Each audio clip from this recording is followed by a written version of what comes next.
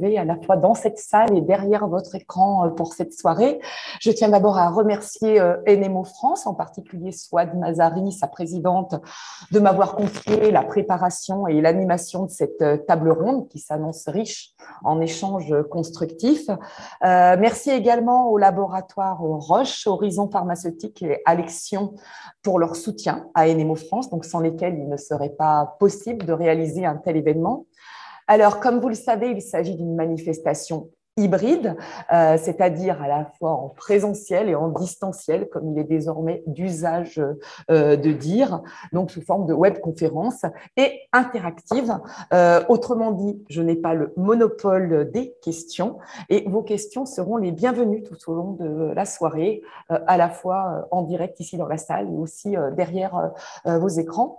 Donc, cette rencontre est intitulée « Regard croisé, patients, professionnels de santé » sur la sclérose en plaques, donc la CEP, et la neuromyélite optique, la NMO, donc regard croisé en 2022.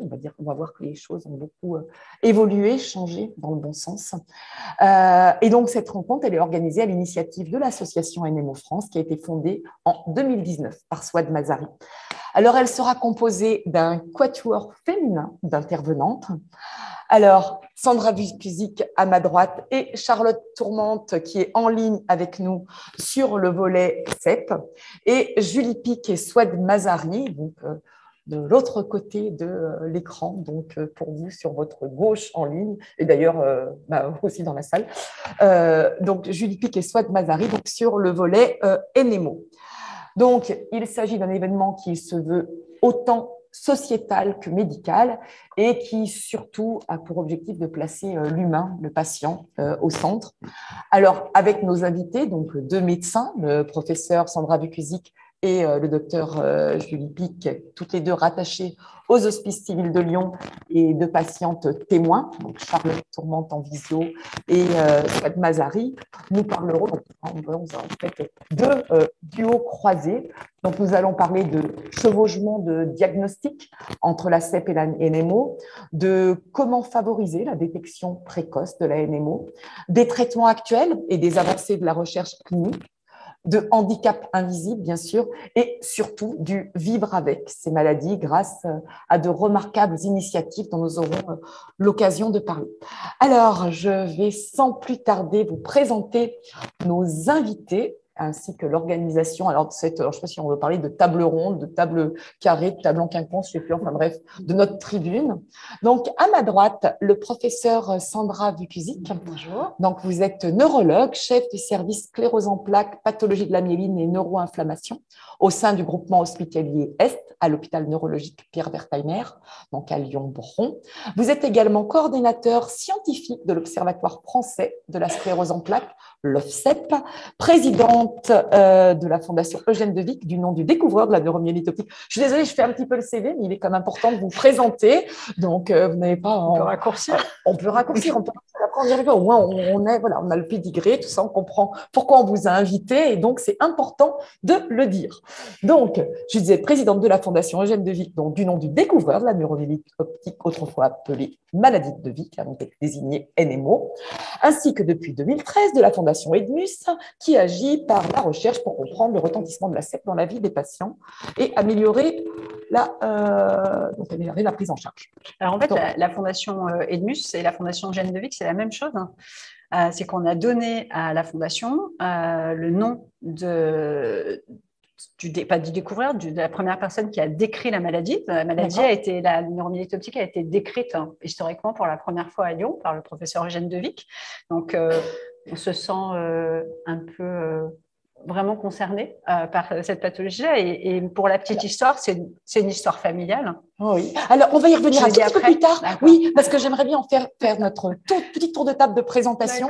Donc, merci de me rectifier. Je croyais avoir compris. Finalement, j'avais encore des confusions. Mais en même temps, vous êtes là pour rectifier. Hein. C'est vous qui savez. Moi, je ne suis que passe-micro ici. Donc, vous aurez tout loisir de rectifier. Donc, Charlotte Tourmente, qui est avec nous en visio.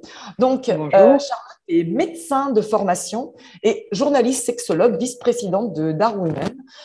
Vous participez au plateau avec la casquette de patiente et de témoin, puisque vous vivez depuis 25 ans avec une sclérose en plaques. Vous avez écrit un livre sur votre vie, Sclérose en plaques et talons aiguilles, aux éditions First. Et vous avez fait de votre maladie une force, un engagement et une compétence. Vous écrivez des articles, vous êtes très attaché à vulgariser, à expliquer. Vous faites également des vidéos sur le site CEP Ensemble. Et on comprendra un peu plus loin dans notre soirée le pourquoi de CEP et talons aiguilles. Vous nous expliquerez. Donc, vous êtes médecin, vous travaillez comme journaliste médical pour 2 sites internet avec comme domaine de prédilection la sexualité, puisque vous êtes sexologue clinicienne, notamment pour la plateforme de santé sexuelle féminine mia.com, je crois. Vous êtes également vice-présidente de l'association Dar Women et présidente de son entité Dar Women Handicap, ainsi que membre du conseil local du handicap de la mairie du 16e arrondissement à Paris. Donc, votre objectif phare, c'est de lutter contre les idées reçues sur les personnes en situation de handicap, d'améliorer l'employabilité des femmes et leur épanouissement personnel. Et enfin, vous êtes investi dans les associations autour de la sclérose en plaques, C'est Avenir, UNICEF et la LFCEP. Présentation très complète. Voilà, vous avez vu qu'il n'y a pas que de vous, dont je fais le CV, mais il est important que qui sont nos 4 intervenantes. En face de nous, nous avons notre duo NMO. Je commence avec Dr Julie Pic. Donc, vous êtes neurologue spécialiste des maladies inflammatoires rares du cerveau et de la moelle, en particulier de la neuromyélite optique. Vous êtes médecin au sein du MIRSEM, qui est le centre de référence des maladies inflammatoires rares du cerveau et de la moelle. C'est un centre coordonné à Lyon par le professeur Romain Marinier. Exact. Alors, le MIRSEM de Lyon est un centre constitutif du centre de référence national qui est composé de 3 sites. Un site pédiatrique, donc qui est le centre coordinateur au Kremlin-Bicêtre à Paris, un site adulte à la Pitié-Salpêtrière et un centre mixte adulte pédiatrique à l'hôpital neurologique Pierre Wertheimer. Et d'ailleurs, vous assurez une consultation de transition pédiatrie âge adulte. Tout à fait. Donc, vous nous expliquerez un peu plus tard tout cela. Et bien sûr, Souad Mazari, grâce à qui nous sommes tous réunis finalement ce soir, qui est patiente, fondatrice de NMO France, que vous avez fondée en 2019. NMO France est la première et unique association de patients en France et dans le monde francophone dédiée aux personnes touchées par la neuromyélite optique, la NMO, anciennement appelée maladie de Vic, aux maladies du spectre de la NMO ou NMO-SD, ainsi qu'aux autres maladies inflammatoires rares du cerveau et de la moelle épinière, comme la maladie du spectre des anticorps, anti-MOG, la myélite transverse, l'encéphalomyélite aiguë disséminée. Je vais un peu me perdre, je laisserai aux spécialistes en parler bien mieux que moi, sinon je vais m'embrouiller, n'est-ce pas? Donc, l'association NMO France a pour mission essentielle d'informer et d'accompagner les personnes concernées par ces pathologies. Donc, en formant une communauté de personnes concernées par ces maladies rares, NMO France veut partager ses expériences et collaborer activement avec toutes les parties prenantes dans des domaines tels que l'accompagnement des malades et de leurs proches, les conseils, les soins de santé, de la recherche scientifique. Voilà, j'en ai fini pour les présentations. Excusez-moi d'avoir été un petit peu longue, mais j'aime bien être un petit peu exhaustive. Je vais commencer avec vous, Souad. Donc, on rappelle que vous êtes atteinte de neuromyélite optique, fondatrice de l'association. Alors, pourquoi le sujet de ce soir? Et je vais vous demander un petit peu en préambule de faire un résumé assez synthétique de votre histoire médicale qui vous a conduit à la création de NMO France. Donc, bien sûr, sans entrer dans tous les détails sur lesquels nous reviendrons tout au long de la soirée, mais juste les étapes clés pour planter le décor et comprendre pourquoi on est autour de vous ce soir. À vous la parole. Bonjour à tous, merci d'être présents. Merci, professeur Dupuzy, merci Nathalie, merci docteur qui est mon neurologue, l'IRSEM, et merci beaucoup Charlotte. Et je voulais vraiment insister, Charlotte, on ne s'est pas rencontrés à cause de la maladie, on s'est rencontrés toutes les deux autour d'un projet Dar Women, autour des femmes qui luttent contre leur handicap et qui s'engagent pour faire bouger les lignes. Donc merci beaucoup Charlotte. Je t'en prie, Souad, c'est un plaisir. Merci à toi. Pour ce qui est de NMO France, Nathalie, effectivement, c'est une association qui est née en octobre 2019, suite à, comme pour beaucoup de maladies rares et comme beaucoup de bénévoles au sein de l'association, avant 2017-2015, qui avait un parcours médical jalonné de différents symptômes. Le mien a commencé en 2013 avec des nausées, vomissements, un hoquet persistant, répétitif qui a duré pas mal de temps, sur 1 mois. Ensuite, c'est 2015, une perte visuelle soudaine de l'œil droit. Ensuite, en 2016, une paresthésie gauche. Et en 2017, une dernière attaque qui vous a paralysé le visage. En 2016, c'était la paresthésie, une paralysie gauche. Et c'est là que j'ai eu un diagnostic de sclérose en plaques. Et en 2017, mon état s'est aggravé puisque j'ai eu une dernière attaque qui a été très violente, une attaque aiguë qui m'a rendue totalement aveugle. Et c'est de là qu'on a posé peut-être définitivement le diagnostic. J'avais eu un rendez-vous 1 mois avant avec le docteur Géraldine Androdias, qui fait partie du service du professeur Sandra Dupuzic, qui elle-même avait quand même, en voyant mon parcours médical, avait eu une première suspicion et m'a fait faire d'autres examens, mais c'était trop tard. Et donc là, en 2000, quand à la tombée du diagnostic, vous avez voulu vous renseigner, vous êtes parti outre-Atlantique rencontrer des patients, une association, et vous êtes rentré en disant que vous alliez faire bouger les choses en France, et vous avez eu envie de créer l'association. En 2017, effectivement, quand on m'a expliqué, j'ai rencontré aussi le Dr Pic, qui m'a longuement expliqué la neurologie pendant plus d'1 heure et demie, je crois. Mais je pense que, comme tout le monde, quand on a la première annonce du diagnostic, et ce qui a été très intéressant au sein de l'hôpital Pierre-Berthemer, c'est que j'ai eu peut-être 3 annonces diagnostiques. Et ça, c'est très important pour les malades, ne jamais oublier de recommencer, de faire une 2e annonce diagnostique. Et en fonction du malade, s'il n'a pas compris, effectivement, moi, je ne comprenais pas, donc j'ai eu une 3e annonce de diagnostic. Et à ce moment-là, vu que je ne comprenais pas cette maladie et j'avais une fausse croyance, je pensais que chaque maladie en France était automatiquement représentée par une association. Et quand le professeur Romain Marinier m'a expliqué qu'il n'y avait pas d'association, la seule association qui existait, enfin, devant ma grande déception, il m'a parlé de la Guti Jackson Foundation aux États-Unis. Je lui ai dit, mais qu'est-ce que c'est? Il m'a expliqué qu'il y avait un congrès annuel avec des patients. J'avais besoin d'aller vers les patients parce qu'il n'y avait pas de patients en France. Je ne pouvais pas rencontrer d'autres malades, il n'y avait pas d'association. Le professeur Marinier ne peut pas me donner des noms de malades. C'est interdit, me semble-t-il. Donc, sans association, on ne distribue pas le nom des patients comme ça. Donc, effectivement, une fondation aux États-Unis, je n'ai pas hésité. Je me suis rendue là-bas et je suis passée d'un lit d'hôpital où on m'annonce un diagnostic, où je ne comprends pas, je suis dans le noir, la cécité totale, à un congrès où on entend Victoria Jackson, qui est concernée par la maladie, puisque c'est sa fille qui est malade, ce langage de proximité, et on sort un petit peu du... Excusez-moi, docteur, on a besoin de ça. On a vraiment besoin de se rapprocher du vécu des malades. Et là-bas, j'ai rencontré beaucoup de malades et j'ai pu échanger avec eux, j'ai pu discuter des symptômes et je me sentais vivante. Et ça m'a permis de me sentir vivante.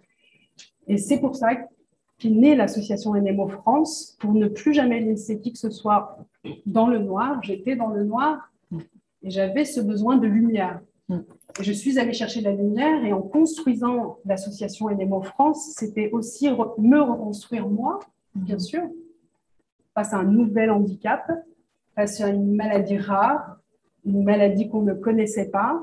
À cette époque-là, en 2017, tout ce qu'on lisait sur Internet, c'était mort, donc je refermais tout de suite. Je disais non, je ne veux pas entendre. Et j'avais entendu je cherchais à comprendre Eugène de Vic qui décrivait cette patiente en 1843, cette patiente qui avait Merci beaucoup. perdu la vue et qui était décédée. Merci. Et j'avais très peur de mourir. Et je ne voulais pas mourir et je voulais me raccrocher en continuant de créer et de rassembler. Créer, rassembler, construire, partager. Merci beaucoup, Souad. Là, vous êtes bien vivante, bien dans la lumière et surtout, on vous remercie pour tout ce que vous faites et nous allons poursuivre. Professeur Ducuzic, est-ce que l'errance diagnostique, parce qu'on peut appeler un chat, hein, c'est comme ce qui est arrivé, Souad, dans laquelle elle s'est retrouvée, alors, est-ce qu'elle est représentative ou c'est vraiment un cas isolé qu'en gros, elle n'a pas eu de chance de se retrouver là-dedans? Est-ce que ce serait encore possible en 2022 d'errer comme ça parce qu'elle a été diagnostiquée pour la CEP, mais on verra aussi qu'elle a été traitée pour la CEP et que ça n'a pas été du tout une bonne idée. On en parlera dans la partie, on abordera les traitements. Alors, cas isolé ou représentatif? Un peu des deux. Bon. Je pense que la situation clinique de Souad, moi, elle me pose plein de questions et elle me fait penser à beaucoup de choses. D'abord, le diagnostic de NMO, comme le diagnostic de sclérose en plaques, hein, ce n'est pas facile à faire. Ce n'est pas quelque chose d'évident. Je donne toujours aux patients, aux patientes, beaucoup que je vois, l'exemple de la grossesse. Quand vous pensez être enceinte, vous faites un dosage de bêta-HCG. Si c'est positif, vous êtes enceinte. Si c'est négatif, vous n'êtes pas enceinte. C'est assez simple. On n'a pas ça, ni pour la CEP, ni pour la NMO.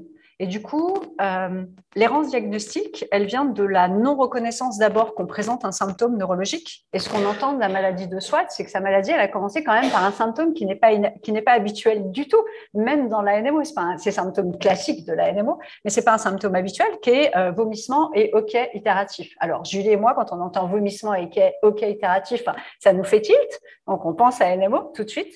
Mais quand vous êtes médecin généraliste, parce que la première personne que Souad a probablement consulté, c'est son médecin généraliste, puis un gastro-entérologue, puis voilà, c'est pas un neurologue.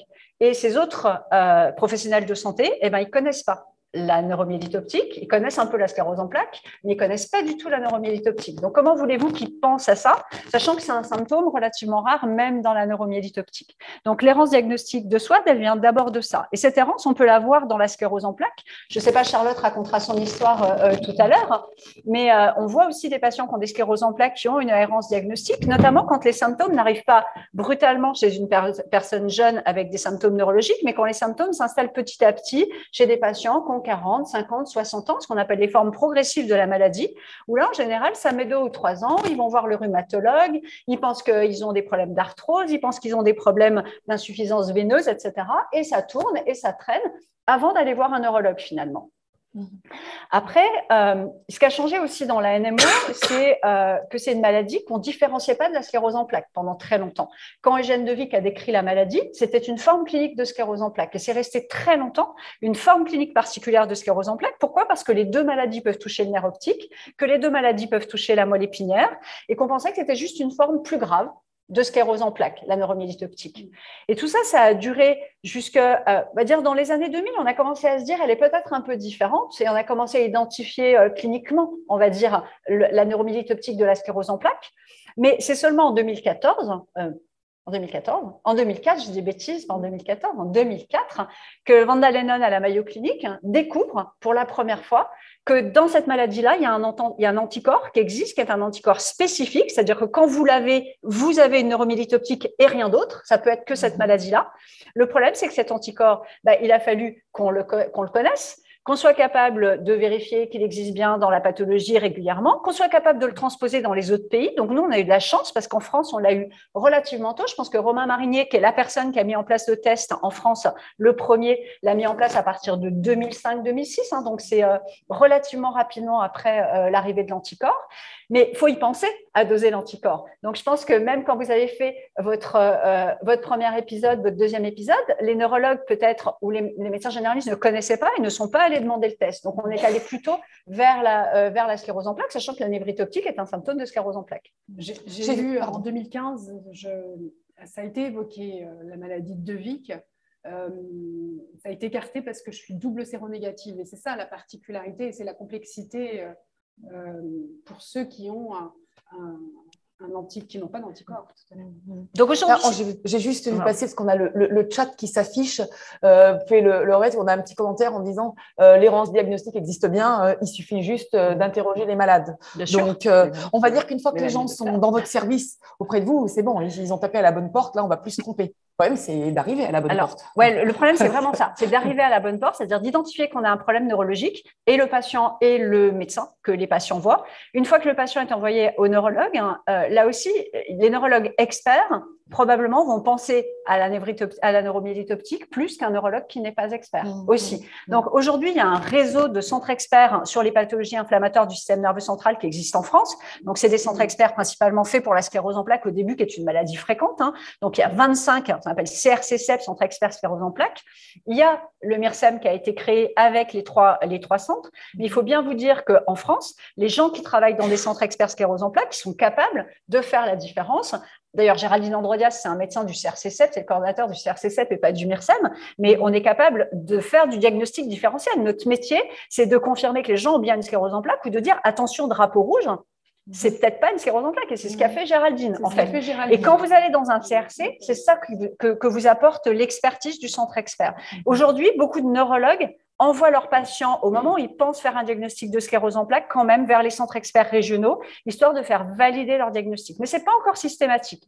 Donc, il ne faut pas hésiter, vous, en tant que patient, de le solliciter. Nous, à Lyon, au CRC, on ne refuse pas de deuxième avis. On va donner deuxième avis plus vite quand c'est un neurologue qui les demande, parce qu'on a juste un an de liste d'attente de patients à voir. Mais on ne rechigne pas, et je pense que vos neurologues ne rechineront pas à ce que vous demandez un deuxième avis. Donc, n'hésitez pas à demander un deuxième avis si vous n'êtes pas sûr. Merci beaucoup. Maintenant, je vais m'adresser à Charlotte Tourmente. Donc, pour vous, le diagnostic de CEP a été beaucoup plus évident. Alors, est-ce qu'aussi parce que vous aviez un père médecin et que c'est un petit peu, qui était chef de service, donc qui était un petit peu plus sensibilisé au fait des choses et qui a surtout qui a pris les choses en main.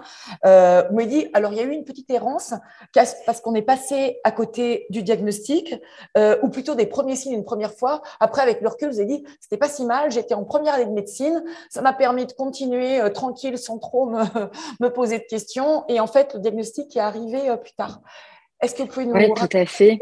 En fait, je commençais ma 3e année de médecine, j'avais des fourmillements dans les jambes, ce qu'on appelle des paresthésies. Et mon père, chef de service, m'a immédiatement adressé à un neurologue, neurologue libéral, mais qui m'a fait des examens et m'a hospitalisé direct avec bilan complet, une IRM où j'avais des lésions très typiques en fait de sclérose en plaques.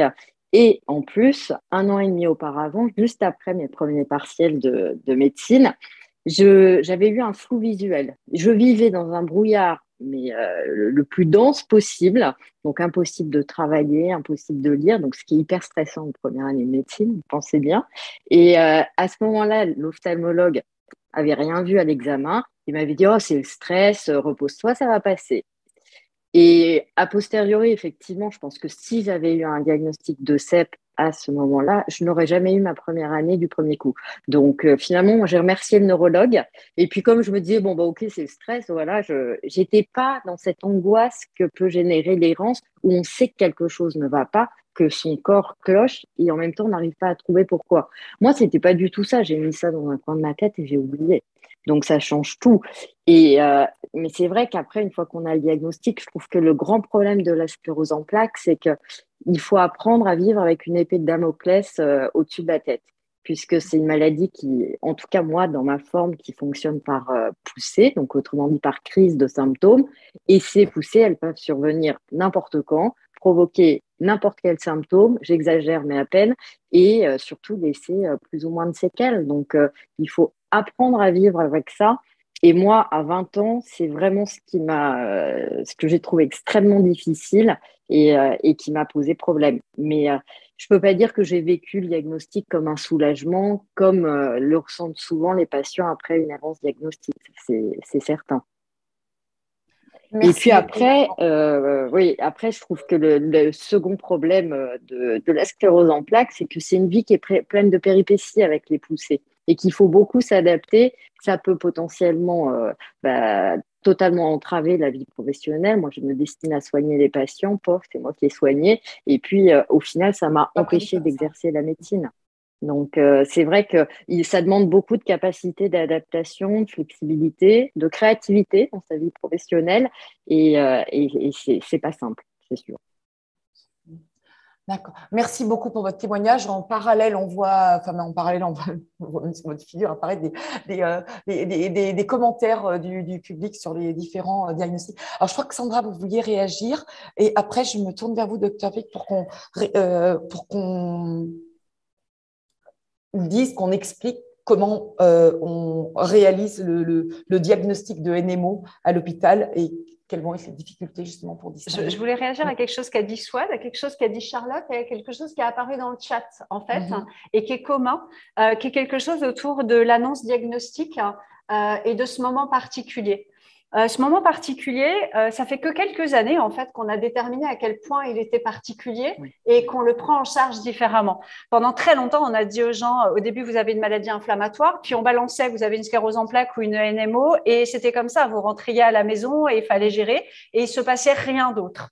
Et depuis une dizaine d'années, je pense que c'est à peu près ça le temps, on s'est rendu compte à quel point ce moment-là était particulier, parce qu'il engendre une sidération, un arrêt de la vie d'avant, une nouvelle vie dont on ne sait pas ce qu'elle va devenir, et qu'il y a plein de choses que nous, les docteurs, on peut faire pour essayer de faire en sorte d'accompagner les personnes pour que ça se passe le mieux possible. On ne va pas dire qu'on va oublier parce que le docteur a bien expliqué, ce n'est pas du tout ça, mais que quand nous, on fait une démarche d'annonce diagnostique, qui est une démarche un peu construite, pluridisciplinaire, dans laquelle on va faire participer des médecins, des infirmières, des psychologues notamment, et j'entends le besoin de soutien psychologique aussi à ce moment-là, parce qu'on est vraiment sidéré, un peu en panique, ça part dans tous les sens. Et depuis qu'on met en place cette annonce diagnostique, cette reprise d'annonce diagnostique, comme vous avez très bien dit, Swad, il faut le refaire après, qu'on a mis en place de l'éducation thérapeutique. Alors, j'aime pas ce mot d'éducation thérapeutique parce que pour moi, c'est pas de l'éducation thérapeutique, c'est de l'éducation à vivre avec. Et pour moi, c'est pas de la thérapeutique. Et c'est de l'information. C'est de l'information. Exactement. Et cette information, elle vient du corps médical, beaucoup des centres experts, mais elle vient aussi des associations de patients, et puis elle vient aussi du fait de partager avec d'autres personnes. Et c'est là que je trouve que c'est très, très important que vous ayez créé l'association, parce que je pense que les patients NMO ne se retrouvent pas forcément dans les associations CEP, même s'il y a des choses qu'on peut partager en commun. Et ça, c'est vraiment quelque chose de nouveau. Malheureusement, ce n'est pas fait partout, cette étape particulière de l'annonce diagnostique avec tout cet encadrement. Donc là aussi, pour ceux qui sont là, qui viendraient d'être diagnostiqués et qui n'ont pas eu ce soutien, je pense qu'il ne faut pas hésiter à vous retourner à nouveau vers les centres experts pour qu'on vous accompagne, même si c'est un petit peu à distance. Moi, je trouve que même des fois, on reprend les diagnostics 5 ans ou 10 ans après et ça fait du bien aux gens. Merci beaucoup. Alors là, vous anticipez beaucoup sur, en fait, ce que je voulais être notre dernière partie, qui était le vivre avec, parce qu'avant, on a quand même des choses à expliquer. Je m'adresse à vous, docteur Julie Pic, donc vous êtes neurologue spécialiste de la NMO à l'hôpital neurologique. Alors, comment se passe concrètement le diagnostic de NMO à l'hôpital et quelles vont être donc les difficultés? Pendant quel ordre vous faites les choses? Merci. Le diagnostic de la NMO, il se déroule d'une façon assez similaire à celui de la sclérose en plaques. Finalement, c'est la démarche diagnostique face à un premier épisode d'allure inflammatoire qui touche le système nerveux central. Donc, le diagnostic il va reposer sur différents éléments de la clinique, de la radiologie, de l'IRM, sur des éléments biologiques, donc à la fois sur des fonctions lombaires et également dans le sang. La particularité de la neuromyélite optique, c'est que les symptômes, soit pas forcément représentatifs sur son début d'histoire de la maladie, souvent les symptômes sont très sévères, très bruyants, s'installent de façon assez rapide et conduisent généralement à une hospitalisation des patients parce que les symptômes sont très invalidants.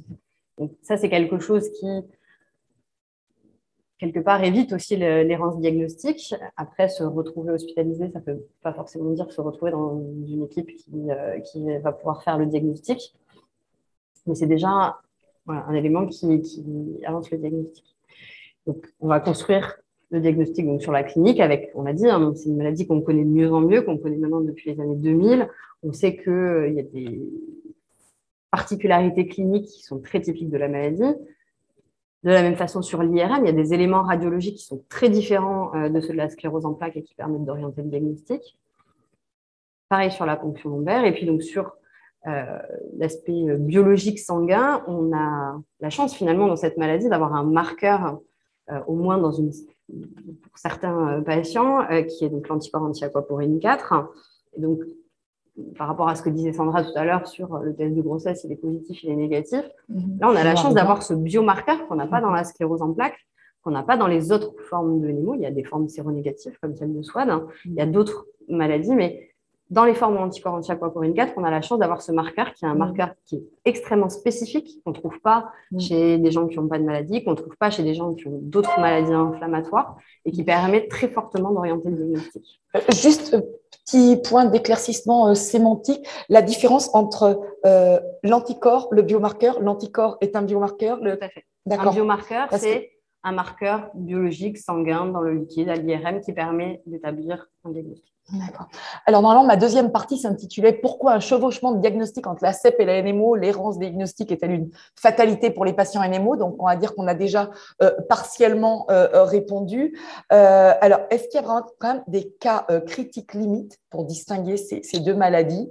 Est-ce que vous avez beaucoup de patients sur cette frontière, sur la brèche sur laquelle, comme je disais tout à l'heure, une fois qu'ils sont dans vos mains, ils sont au bon endroit, c'est bon, mais on a quand même plein de choses un petit peu qui entraînent la confusion? Tout à fait. On a toujours des difficultés diagnostiques. Alors, pas forcément dans la forme la plus typique de la NMO, mais dans d'autres situations, dans d'autres maladies proches de la NMO, mais avec d'autres anticorps, notamment avec l'anticorps anti-MOG, qui parfois peut ressembler un petit peu plus à la sclérose en plaques.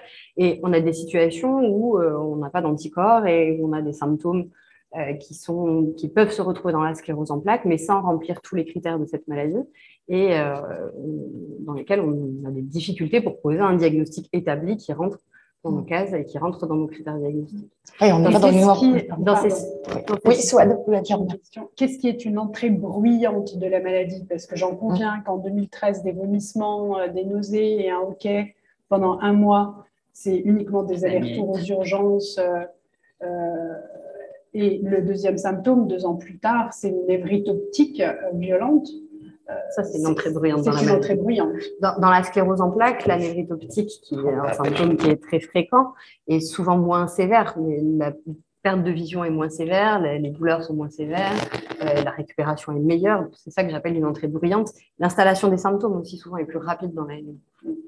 Et c'est vrai que le symptôme hoquet, vomissement incoercible, c'est qu'on appelle le syndrome de l'arrêt post-tréma. On en a parlé tout à l'heure, c'est une entrée qui est vraiment très particulière dans la maladie, qui est pour nous typique. Et comme le disait Sandra, nous, quand on entend ça, tout de suite, ça nous semble évident. Mais encore une fois, il faut se mettre dans la peau d'un médecin généraliste, d'un urgentiste. Quand on est face à des nausées, des vomissements, des hoquets qui ne s'arrêtent pas, on va chercher des causes digestives. Et, voilà.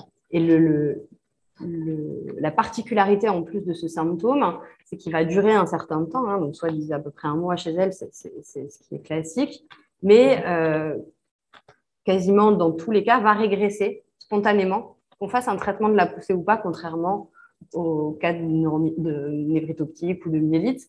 C'est un symptôme qui va rentrer dans l'ordre tout seul, en fait, et qui, généralement, laisse pas de séquelles. Donc ça, c'est très trompeur parce que finalement, ça s'en va. Donc on dit c'est fini, on n'a pas trop compris ce qui s'était passé, mais c'est parti. Et le piège, c'est que dans la NMO, et dans la NMO avec des anticorps anti-aquaporine 4, on sait que la maladie, elle récidive toujours, qu'elle récidive assez vite et qu'elle récidive avec des poussées qui peuvent être très sévères. Donc ce syndrome de l'arrêt post-tréma, en soi, ce n'est pas un symptôme très grave, c'est gênant et très invalidant au moment où on l'a, parce que vomir en continu, ce n'est pas très agréable, mais c'est un syndrome qui ne laisse pas de séquelles. Par contre, c'est un vrai signe d'alarme pour dire, derrière, je risque de perdre mon œil, je risque de perdre mes jambes à cause d'une myélite. Et quelles sont les autres entrées bruyantes? Parce que ce qu'on entend des bénévoles de l'association, c'est souvent entré par une myélite. Et je crois que la myélite se retrouve aussi dans la sclérose en plaques. Tout à fait, mais de la même façon que pour la névrite optique, cliniquement, la myélite se manifeste pas tout à fait de la même façon. Les myélites sont beaucoup plus sévères avec des tableaux qui vont toucher l'ensemble de la moelle épinière. Donc, une paralysie qui peut être très souvent complète. une anesthésie, donc une perte de sensation qui peut être complète, qui va remonter plus ou moins haut en fonction du niveau de la moelle épinière qui est atteint. Et puis des problèmes de vessie aussi, la vessie qui se bloque, le transit qui se bloque aussi. Dans la sclérose en plaques, les symptômes sont beaucoup plus subtils, vont toucher une petite partie de la moelle épinière, donnent souvent des symptômes qui sont sensitifs, donc des fourmillements, Charlotte parlait de paresthésie, ou des fois des symptômes moteurs aussi, mais qui sont, voilà, c'est exceptionnellement une paralysie complète des deux jambes. Est-ce qu'on peut confondre une MOGAD avec une sclérose en plaques, ou on confond plus facilement une sclérose en plaques et une neuromyélite optique? Alors, je crois que Sandra Becusic a envie de répondre. Je crois qu'on peut toutes les confondre parce qu'en fait, l'erreur serait de penser que c'est 3 maladies très différentes qu'on met dans 3 boîtes très différentes. En fait, ce n'est pas des boîtes différentes. C'est des maladies qui ont des symptômes qui sont communs. Il y a des fois, c'est très clair que c'est dans une boîte. Et puis, il y a des fois, ce n'est pas clair du tout. Et même nous, à midi, on a passé une demi-heure sur le dossier d'une patiente qui avait son premier épisode de myélite, qui ne répondait pas aux critères de sclérose en plaques, qui ne répondait pas aux critères de NMO et qui ne répondait pas aux critères de MOGAD. Et du coup, ce n'est pas facile parce que c'est le premier épisode et que nous, il nous faut des fois avoir un peu plus de choses. Dans les critères diagnostiques, il y a souvent 2 territoires qui doivent être touchés à 2 moments différents. Donc, quand on n'a qu'un territoire à un moment donné, eh ben, des fois, nous, on n'a pas assez. Donc, quand on a l'anticorps anti-ocaporine 4, c'est tout bon. Mais parfois, on est dans ce que nous, on appelle les formes frontières, qui sont parfois difficiles à diagnostiquer. Donc, on sait qu'on est dans une pathologie inflammatoire du système nerveux central et que peut-être ça va nous prendre un tout petit peu plus de temps, mais on le sait et on sera attentif. Donc, vraiment ça, quand on est au tout début, c'est un petit peu plus compliqué parce qu'on n'a pas assez de choses. Et puis, parfois, il y a ce qu'on appelle des formes frontières. Et puis, il y a même des gens, on se demande s'ils n'ont pas les 2 maladies en même temps, quoi. Quand on regarde les dossiers, même nous, on n'arrive pas à trancher. Donc, à un moment, on essaye de trouver un traitement commun parce que, heureusement, on a des traitements qui marchent dans les 2 pathologies. On peut utiliser le même médicament pour les 2 pathologies. Mais ce n'est pas toujours aussi simple que ça. La médecine, ce n'est pas des boîtes. Ce n'est pas tout noir, tout blanc, malheureusement. Et même dans un centre expert, des fois, on est en difficulté. Ah oui, non seulement ce n'est pas tout noir, tout blanc, puis alors le nuancier des gris pâles et des gris foncés, même quand on fait ça tous les jours au quotidien, il n'y a rien qui est automatique, quoi. Là, il n'y a encore pas l'intelligence artificielle qui va encore vous classer les patients. Hein. En cochant toutes les cases, on n'y est pas encore. Hein. Non. Donc aujourd'hui, on peut annoncer à un malade qu'il a la sclérose en plaques et la MOGAD. Non. C'est ce que j'ai entendu une malade. On essaye d'être pédagogue dans ce genre de situation et d'expliquer qu'il y a une incertitude sur le diagnostic. Il y a un traitement tout de suite pour éviter, parce que est-ce qu'on attend un nouveau territoire, une atteinte d'un nouveau territoire, ou on traite tout de suite pour éviter une nouvelle attaque dans ces maladies qu'on ne veut pas mettre dans des boîtes différentes? Il n'y a pas de réponse toute faite à cette question. Cette situation, elle va être très variable d'une personne à l'autre. Elle va être variable en fonction de la sévérité des symptômes, en fonction de la récupération aussi des poussées. Il y a des situations où on ne proposera pas de traitement parce qu'on n'a pas envie de se tromper, de mettre un traitement qui ne sera pas adapté et où on va surveiller les gens parce qu'on n'est pas très inquiet de l'évolution ou du risque qu'on prend à attendre à mettre un traitement. Et puis, il y a des situations où on est très inquiet et où on va essayer de proposer des traitements qui ont ce qu'on appelle un spectre d'action, donc une possibilité d'action sur le système immunitaire suffisamment large pour essayer de couvrir toutes ces maladies. Merci. Alors, on a pas mal de questions qui nous arrivent sur le chat, alors qui s'affichent un petit peu furtivement à l'écran. J'en ai vu passer une qui concernait la recherche. Ça sera la partie d'après, donc patience un tout petit peu, on y vient. Je voulais terminer cette partie en vous demandant à toutes les deux, donc les patients… Excusez-moi, Dr. Pic, vous vouliez terminer? Non. Je voulais juste rebondir sur ce qu'avait dit Sandra et Swat sur on a parlé vous m'avez demandé comment on faisait le diagnostic. Donc on a parlé du côté très médical et du côté très scientifique, mais je voulais quand même rebondir sur ce dont parlait Sandra et ce dispositif de suivi de l'annonce qu'on a mis en place, donc qui a été fait dans la sclérose en plaques et sur lequel on a beaucoup copié, enfin sur lequel on s'est appuyé pour essayer de le mettre en place donc dans les maladies rares, dans la NMO, dans la MOGAD. Et je pense que c'est quelque chose d'extrêmement important et que la principale différence, surtout dans la NMO, avec la sclérose en plaques, c'est que tout s'enchaîne très vite. C'est une maladie pour laquelle il faut traiter la poussée de manière très rapide, contrairement à la sclérose en plaques où on a un petit peu plus de temps. Et c'est une maladie pour laquelle il faut enchaîner sur un traitement de fond. Je parle de la NMO aquaporine 4, sur laquelle il faut enchaîner un traitement de fond au long cours, très rapidement aussi. Donc, il y a une énorme sidération. D'une part, les symptômes sont sévères, donc les patients se retrouvent hospitalisés dans des situations qui sont difficiles.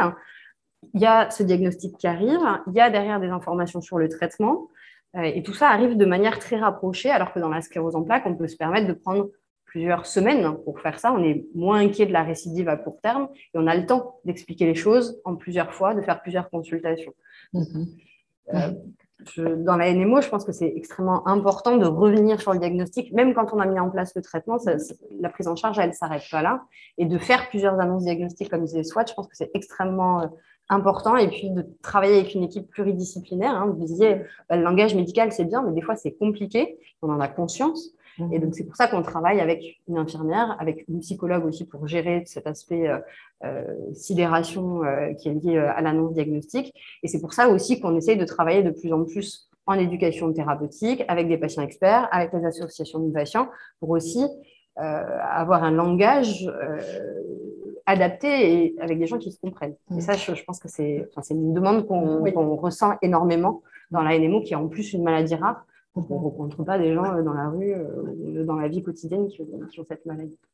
Charlotte, à travers votre activité associative, en fait, Charlotte et Swad, en fait, toutes les deux, en fait, pour faire remonter aussi ce qui vient du terrain de l'activité associative, est-ce que vous rencontrez, est-ce que vous êtes contacté par des patients qui se sont retrouvés justement dans la confusion entre, parce que finalement, toutes les deux, vous êtes aussi, vous ramenez les expériences qui vous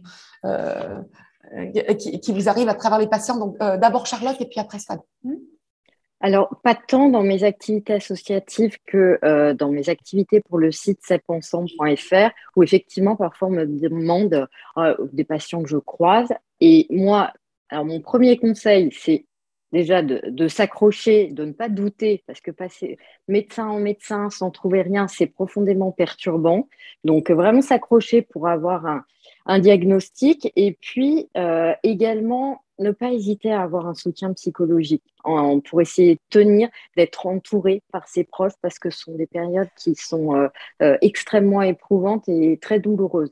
Et c'est vrai qu'après, la clé, c'est de trouver le bon neurologue, comme les deux neurologues qui sont ici et qui ont une expertise folle. Et le centre ressources compétences ou les centres experts, c'est fondamental pour ce type de diagnostic. Alors, on déroge un petit peu à l'ordre, mais qu'on est quand même obligé de répondre aux questions qui nous arrivent, puisque forcément, le professeur Vukusic réagit. Est-ce que les neurologues peuvent mettre à jour leurs connaissances? Alors, je crois qu'il y a de la formation. Les anciens. Alors, qui est ancien neurologue? Alors, pour les vieux neurologues, est-ce qu'ils actualisent leurs connaissances? Je crois que vous vouliez réagir quand même. Non, mais c'est une très bonne question et ça fait partie de la stratégie en fait d'amélioration du diagnostic et de la CEP et de la NMO pour l'améliorer. C'est en formation initiale déjà à la fac, d'apprendre aux gens qu'il y a des pathologies inflammatoires qui existent. Alors malheureusement, les maladies rares à la fac, c'est pas possible. En 6 ans, on peut pas tout apprendre. Donc on leur apprend les drapeaux rouges. Donc nous, moi, je leur apprends la sclérose en plaques. Je fais cours sur la sclérose en plaques, mais je leur dis attention, ça c'est drapeau rouge. Donc finalement, la NMO, elle ressort dans les drapeaux rouges en formation initiale. Mais après, pour les neurologues, effectivement, comme pour tous les praticiens, les praticiens qui existent, il y a des obligations de formation continue.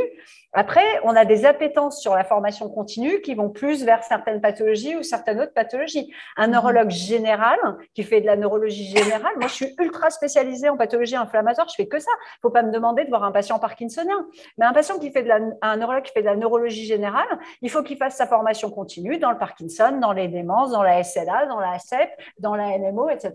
Et des fois, il préfère certaines choses que d'autres. Donc il va aller en congrès, il va lire des papiers, mais il va aller plutôt aux sessions Parkinson parce que ça l'intéresse et qu'il y a plus de patients dans sa patientèle et moins ailleurs. On ne peut pas tellement leur reprocher de ne pas arriver à tout faire. Et je pense que nous, ce qu'on essaye d'apprendre, moi je suis enseignante à la fac et je fais beaucoup de conférences comme ça. Ce que j'essaye d'apprendre aux gens, c'est d'apprendre à détecter la situation qui doit vous faire orienter vers quelqu'un de plus compétent. C'est-à-dire que dire, là, je suis au bout de mes compétences, je ne sais pas. Et savoir dire je ne sais pas, il n'y a pas de honte à savoir dire je ne sais pas. Au contraire, c'est une qualité de dire je ne sais pas pour un docteur. Je ne sais pas. Et donc, vous êtes d'accord, Charlotte? Totalement, totalement. Et se remettre en question en disant non, là, je sais pas. Et pour le patient, pour son bien, je vais l'orienter vers quelqu'un d'autre. Et je trouve que c'est une humilité qui est fondamentale. Exactement. Et ça, il faut leur apprendre à la fac aux petits. Et c'est même, il y a les petits et les vieux. Et ce qu'il faut apprendre aux malades, c'est ne pas hésiter à aller consulter ailleurs. Aller prendre un deuxième avis. Puisque si un neurologue, son appétence c'est Parkinson, ne pas hésiter à consulter ailleurs. Si son appétence, c'est le Parkinson, normalement, il doit avoir le réflexe et l'humilité, justement, d'orienter vers des confrères. C'est aux malades d'être acteurs de leur santé et en France, ne pas hésiter à aller voir dans un autre hôpital. Et c'est quelque chose qu'il faut recommander aux malades parce que les malades ont très peur de vous, on est d'accord, les neurologues. Ils ont très peur, peur de vous vexer. Donc, ils n'osent pas, ils ne disent pas, ils cachent et malheureusement, leur état s'aggrave. Donc, si c'est une recommandation à faire, allons-y. Non, tout à fait. On ne peut pas avoir peur. Oui, là, on a des erreurs qui nous remontent forcément sur le deuxième avis. Donc, je rebondis sur la question aussi sur le versant NMO, parce que c'est une vraie mission du centre de référence, justement, de diffuser la connaissance, de diffuser de l'information, donc non seulement aux patients, mais aussi aux professionnels de santé, à tous les professionnels de santé, pas que les médecins d'ailleurs, qui vont intervenir dans la prise en charge des patients. Donc, par ça, il y a plusieurs choses qui ont été mises en place avec le centre de référence. D'une part, à la demande de la HAS, dans les maladies rares, dans toutes les maladies rares, sont produits des documents de référence qu'on appelle des protocoles nationaux de diagnostic et de soins, des PNDS, qui ont pour objectif d'expliciter la prise en charge diagnostique, thérapeutique d'un patient atteint d'une maladie rare aux professionnels de santé qui peuvent intervenir dans cette prise en charge. Aux médecins généralistes, pour la NMO, aux ophtalmologues, aux médecins rééducateurs, aux neurologues non spécialisés, aux radiologues, pour codifier la prise en charge des patients. Alors, c'est un document qui reste général, chaque patient est différent, il faut s'adapter évidemment aux situations, on ne peut pas envisager toutes les situations, mais c'est des choses qui sont très importantes. Et ça fait partie des missions du centre de référence. Donc, il y a plusieurs PNDS qui ont été faits. Il y a un PNDS sclérose en plaques de l'enfant qui a été révisé en 2019. Il y en a un qui a été fait en 2021 sur la LMO. Et il y en a un qui doit sortir évidemment sous peu sur la MOGAD qu'on a fait en 2020. Donc ça, c'est des documents qui sont très importants, qui sont accessibles en ligne. Donc les patients peuvent y avoir accès. Et l'association NMO France a participé aux deux PNDS, celui de la neuromyélite et celui de la MOGAD récemment. Effectivement, une fois que le document a été rédigé par des experts de la maladie, il est soumis à relecture, donc aux associations de patients, à des infirmières, à d'autres médecins, et donc ça, c'est extrêmement important. C'est très, très important que les malades nous rejoignent et nous partagent leurs témoignages, parce que justement, lors de ces PNDS, on fait remonter des symptômes qui ne sont pas encore bien connus. Donc, c'est très important. Vraiment, je m'adresse aux malades. N'hésitez pas, rejoignez-nous sur www.nmo-france.org. C'est très important qu'ensemble, on constitue cette base de données et qu'on fasse vraiment remonter tous ces symptômes. C'est une maladie rare, c'est une maladie qui n'est pas encore totalement comprise, connue. Enfin, sur certains symptômes, on a fait remonter récemment les symptômes d'acouphènes et de problèmes d'oreille. Merci beaucoup. Sandra, deux choses sur à la fois donc le maillage territorial dont vient de nous parler Julie, et également vous vouliez réagir sur un petit message qui est passé sur l'écran. Il y a un commentaire qui est passé très vite. J'ai pas pu voir la fin, mais c'était marqué. J'ai tellement galéré à trouver un premier neurologue que je ne me vois pas en chercher un deuxième en fait. Je crois que le plus important, c'est que vous soyez à l'aise avec la personne qui vous suit. Ça, c'est très important.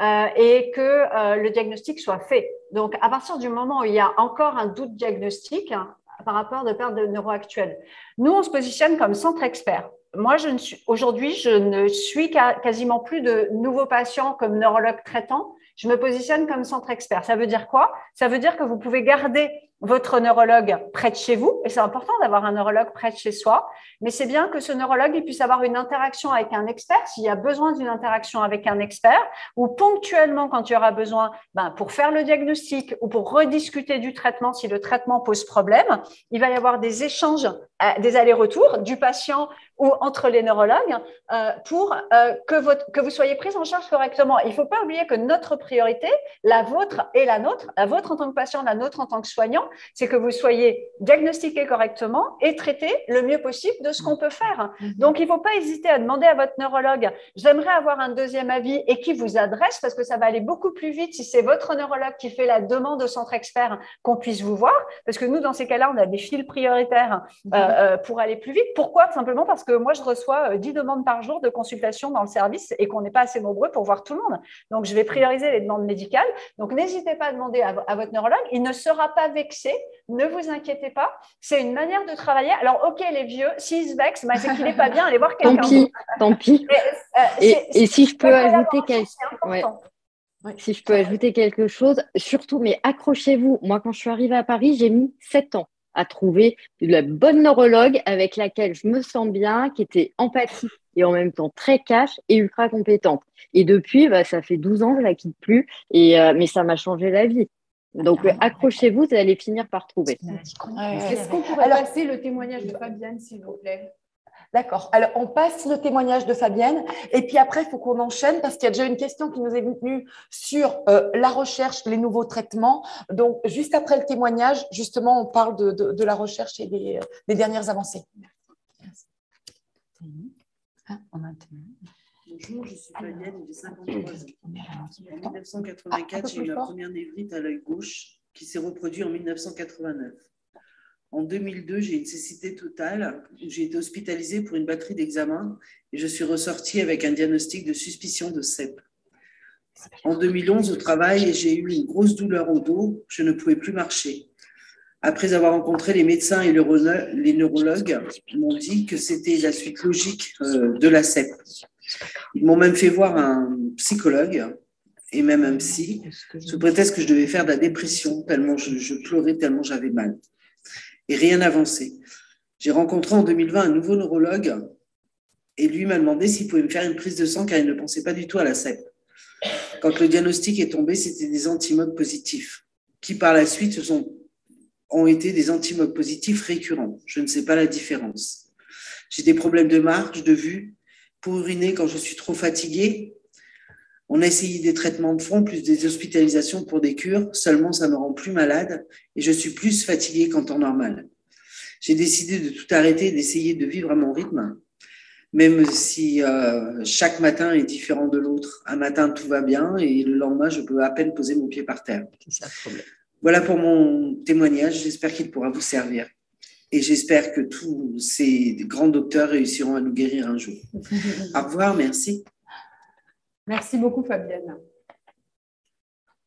Merci beaucoup pour ce témoignage. On a toujours des témoignages forcément poignants et le but, c'est d'aider les gens qui nous contactent, qui vous contactent, qui passent par le biais des associations. Donc, je crois que vous avez voulu réagir et après, on va parler de la recherche. Ça va avec la recherche, les traitements, en fait. Réagir sur le fait que le traitement, ça sert à quoi? Aujourd'hui, aucun traitement ne guérit aucune des 2 maladies, ou des 3 maladies si on parle de la MOGAD aussi. On ne sait pas guérir ces maladies-là, ce sont des maladies chroniques. Ce qu'on est capable de faire, c'est d'essayer d'agir sur le système immunitaire d'une manière ou d'une autre pour essayer d'empêcher de faire de nouveaux épisodes.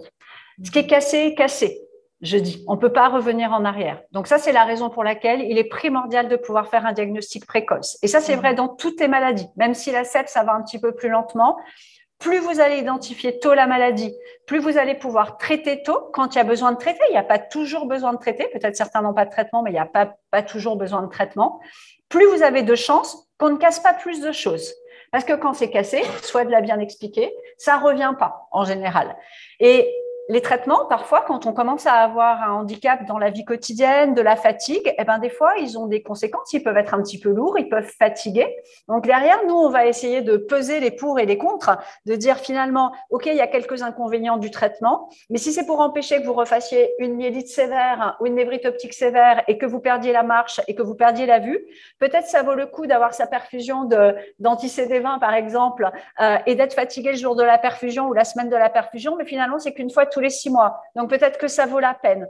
Donc, ça se discute avec le neurologue. Il faut que vous disiez, mon traitement, voilà ce que je ressens, voilà ce que je le supporte bien, etc. Et nous, l'objectif, c'est d'abord de traiter pour empêcher qu'il y ait des nouvelles choses, puisqu'on ne peut pas revenir en arrière. Mais il faut aussi que votre traitement ne vous rende pas la vie plus difficile qu'elle ne l'est déjà. En gros, je ne veux pas que les traitements rendent les gens plus malades que leur maladie. Oui, on est dans le rapport bénéfice-risque. Exactement. Et tolérance. Bénéfice, risque et la tolérance. Et le psychiatre et le psychologue, pour moi, font partie intégrante du soin.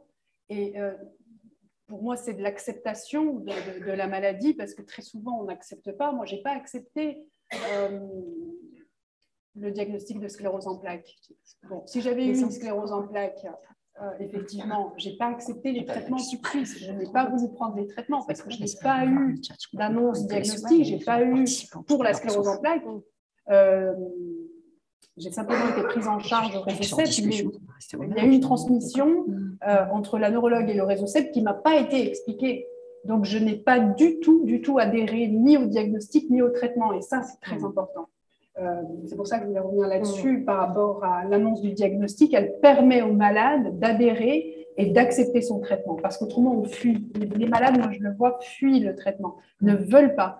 On prend un traitement quand on nous annonce qu'on a un cancer. Donc, tout se met en branle-bas-le-combat, on va à l'hôpital, tout est organisé, rendez-vous, tac, tac, tac. Je ne comprends pas que ce ne soit pas fait et pas encore accepté dans des maladies inflammatoires du cerveau et de la moelle. Le malade devrait savoir aujourd'hui qu'il va entrer dans un processus et que le psychiatre et ou le psychologue font partie de cette prise en charge, justement. L'objectif, c'est quoi? C'est de ne pas perdre la vue, de ne pas perdre l'usage des jambes, l'usage des sphincters, et c'est d'avoir un traitement rapidement. Et après, c'est normal d'être découragé aussi, d'avoir des moments, c'est des maladies chroniques, vous vivez toute la vie avec. Il y a des moments où vous allez être découragé, vous en aurez marre d'aller voir votre neurologue, vous en aurez marre d'aller à l'hôpital, vous en aurez marre de votre traitement et vous allez tout balancer. Et dans ces cas-là, il ne faut pas hésiter on ne va pas vous culpabiliser parce que vous faites ça. Je veux dire, on ne va pas vous jeter la pierre en disant c'est pas bien, je ne veux plus vous suivre. Au contraire, on va essayer de comprendre pourquoi vous êtes dans cette situation-là et qu'est-ce qu'on peut faire, peut-être avec des psychologues, peut-être avec d'autres moyens, des associations, pour vous rattraper parce que quand vous arrêtez, eh ben, vous perdez des chances pour l'avenir. Donc ça, c'est important. Les psychologues des réseaux sont très, très bien formés pour ça. N'hésitez pas, que ce soit au réseau CEP, je pense que les malades de l'ANMO sont très bien accueillis dans les réseaux pour voir des consultations avec les psychologues et la filière Brain Team aussi qui offre des consultations aux malades. Donc, ne pas hésiter. Et si vous avez la moindre question, c'est pareil. N'hésitez pas à nous contacter. J'avais juste une toute petite intervention très technique.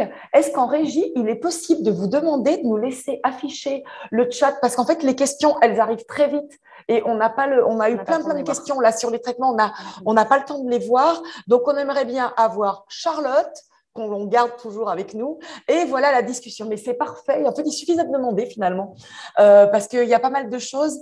À part le rituximab, quel traitement y a-t-il pour la NMO AQP4? Alors, peut-être refaire un petit point sur le diagnostic, sur les traitements actuels. Donc, Dr Pic, je vous laisse répondre du coup à cette question du chat. Merci. Je voulais juste, pour cette question, revenir un petit peu sur la façon dont on construit la prise en charge thérapeutique dans une maladie, parce que c'est important, je pense, pour expliquer pourquoi on utilise ces traitements-là, particulièrement dans les maladies rares. Les connaissances, la découverte d'une maladie arrive avec des connaissances très partielles. Donc, en l'occurrence, dans la NMO, on a compris que c'était une maladie cousine de la sclérose en plaques, donc avec des processus auto-immuns.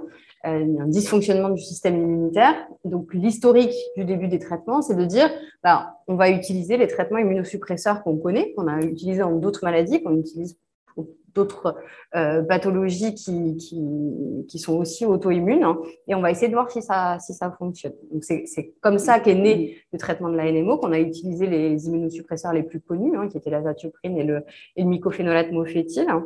Ça, c'est vraiment les premiers pas de la NMO. Puis ensuite, on engrange des connaissances, on approfondit les connaissances sur les mécanismes de la maladie, et ça permet d'essayer de trouver des médicaments un petit peu plus spécifiques. Donc, en l'occurrence, dans la NMO AQP4, on a compris que la maladie, contrairement à la sclérose en plaques, elle était liée directement à un anticorps qui va lui-même vraiment provoquer des dégâts au niveau du système immunitaire, qui va détruire toutes les cellules de soutien du système immunitaire et du coup les neurones. Et donc, c'est comme ça qu'est née l'utilisation du rituximab, où on s'est dit, mais finalement, puisque c'est un anticorps qui directement va provoquer les dégâts, on va utiliser un médicament qui va diminuer la production de ces anticorps. Et c'est ce que fait le rituximab. Le rituximab, c'est un médicament qui va se fixer sur sur certaines cellules qui produisent des anticorps, les lymphocytes B, et qui va les détruire. Donc, on diminue la production d'anticorps. Et puis, ensuite, les connaissances avancent. On diagnostique de plus en plus de patients. Et ça, c'est l'ère des essais thérapeutiques. Donc, des essais thérapeutiques, c'est quoi? C'est des essais de médicaments à grande échelle sur un grand nombre de patients et qui permettent d'établir avec une méthodologie extrêmement rigoureuse que des traitements vont être efficaces sur une maladie. Et pour ça, il faut suffisamment de patients parce que si on fait ces essais thérapeutiques sur un tout petit nombre de patients, sur 10 patients, évidemment que ce n'est pas significatif. Donc, ça implique d'une part de mieux connaître la maladie pour essayer de trouver des cibles, des traitements qui vont aller agir sur certaines cibles. Et d'autre part, il faut avoir suffisamment de patients. Donc, les essais thérapeutiques sur la NMO, c'est le cas de la sclérose en plaques, mais ce sont vraiment faits à l'échelle mondiale. Et donc, c'est les laboratoires qu'on a cités tout à l'heure qui nous ont permis justement avoir accès à des nouvelles molécules et des molécules pour lesquelles l'efficacité a été démontrée avec un niveau de preuve qui est extrêmement élevé. Ça ne veut pas dire qu'il faut jeter à la poubelle tout le reste, mais donc on a 3 nouveaux traitements maintenant dans la NMO qui ont une autorisation. Donc, les autorités de santé ne délivrent une autorisation pour une maladie que quand on a ce niveau de preuve d'efficacité qui est très élevé. Ça ne veut pas dire qu'on ne peut pas utiliser les autres médicaments. Le rituximab, aujourd'hui, reste le traitement de référence de la NMO. Et ça, nos autorités de santé l'ont entendu, d'une part parce qu'il y a eu un essai thérapeutique au Japon sur un petit nombre de patients, donc avec un niveau de preuve qui est beaucoup moins important que pour les nouveaux traitements, mais quand même. Et puis surtout, maintenant, il y a des années et des années d'expérience d'efficacité du rituximab. Merci beaucoup. Alors, on a des questions qui nous arrivent. Alors, j'aimerais quand même aussi demander à Charlotte et à Swad quels sont leurs traitements actuels et répondre aux questions qui se sont affichées à droite. Notamment, on nous a demandé c'est quoi l'ADEME. Sandra, je crois que vous vouliez répondre. L'ADEME, vous avez dit c'est pas pareil. C'est pas pareil. Voilà, c'est pas pareil.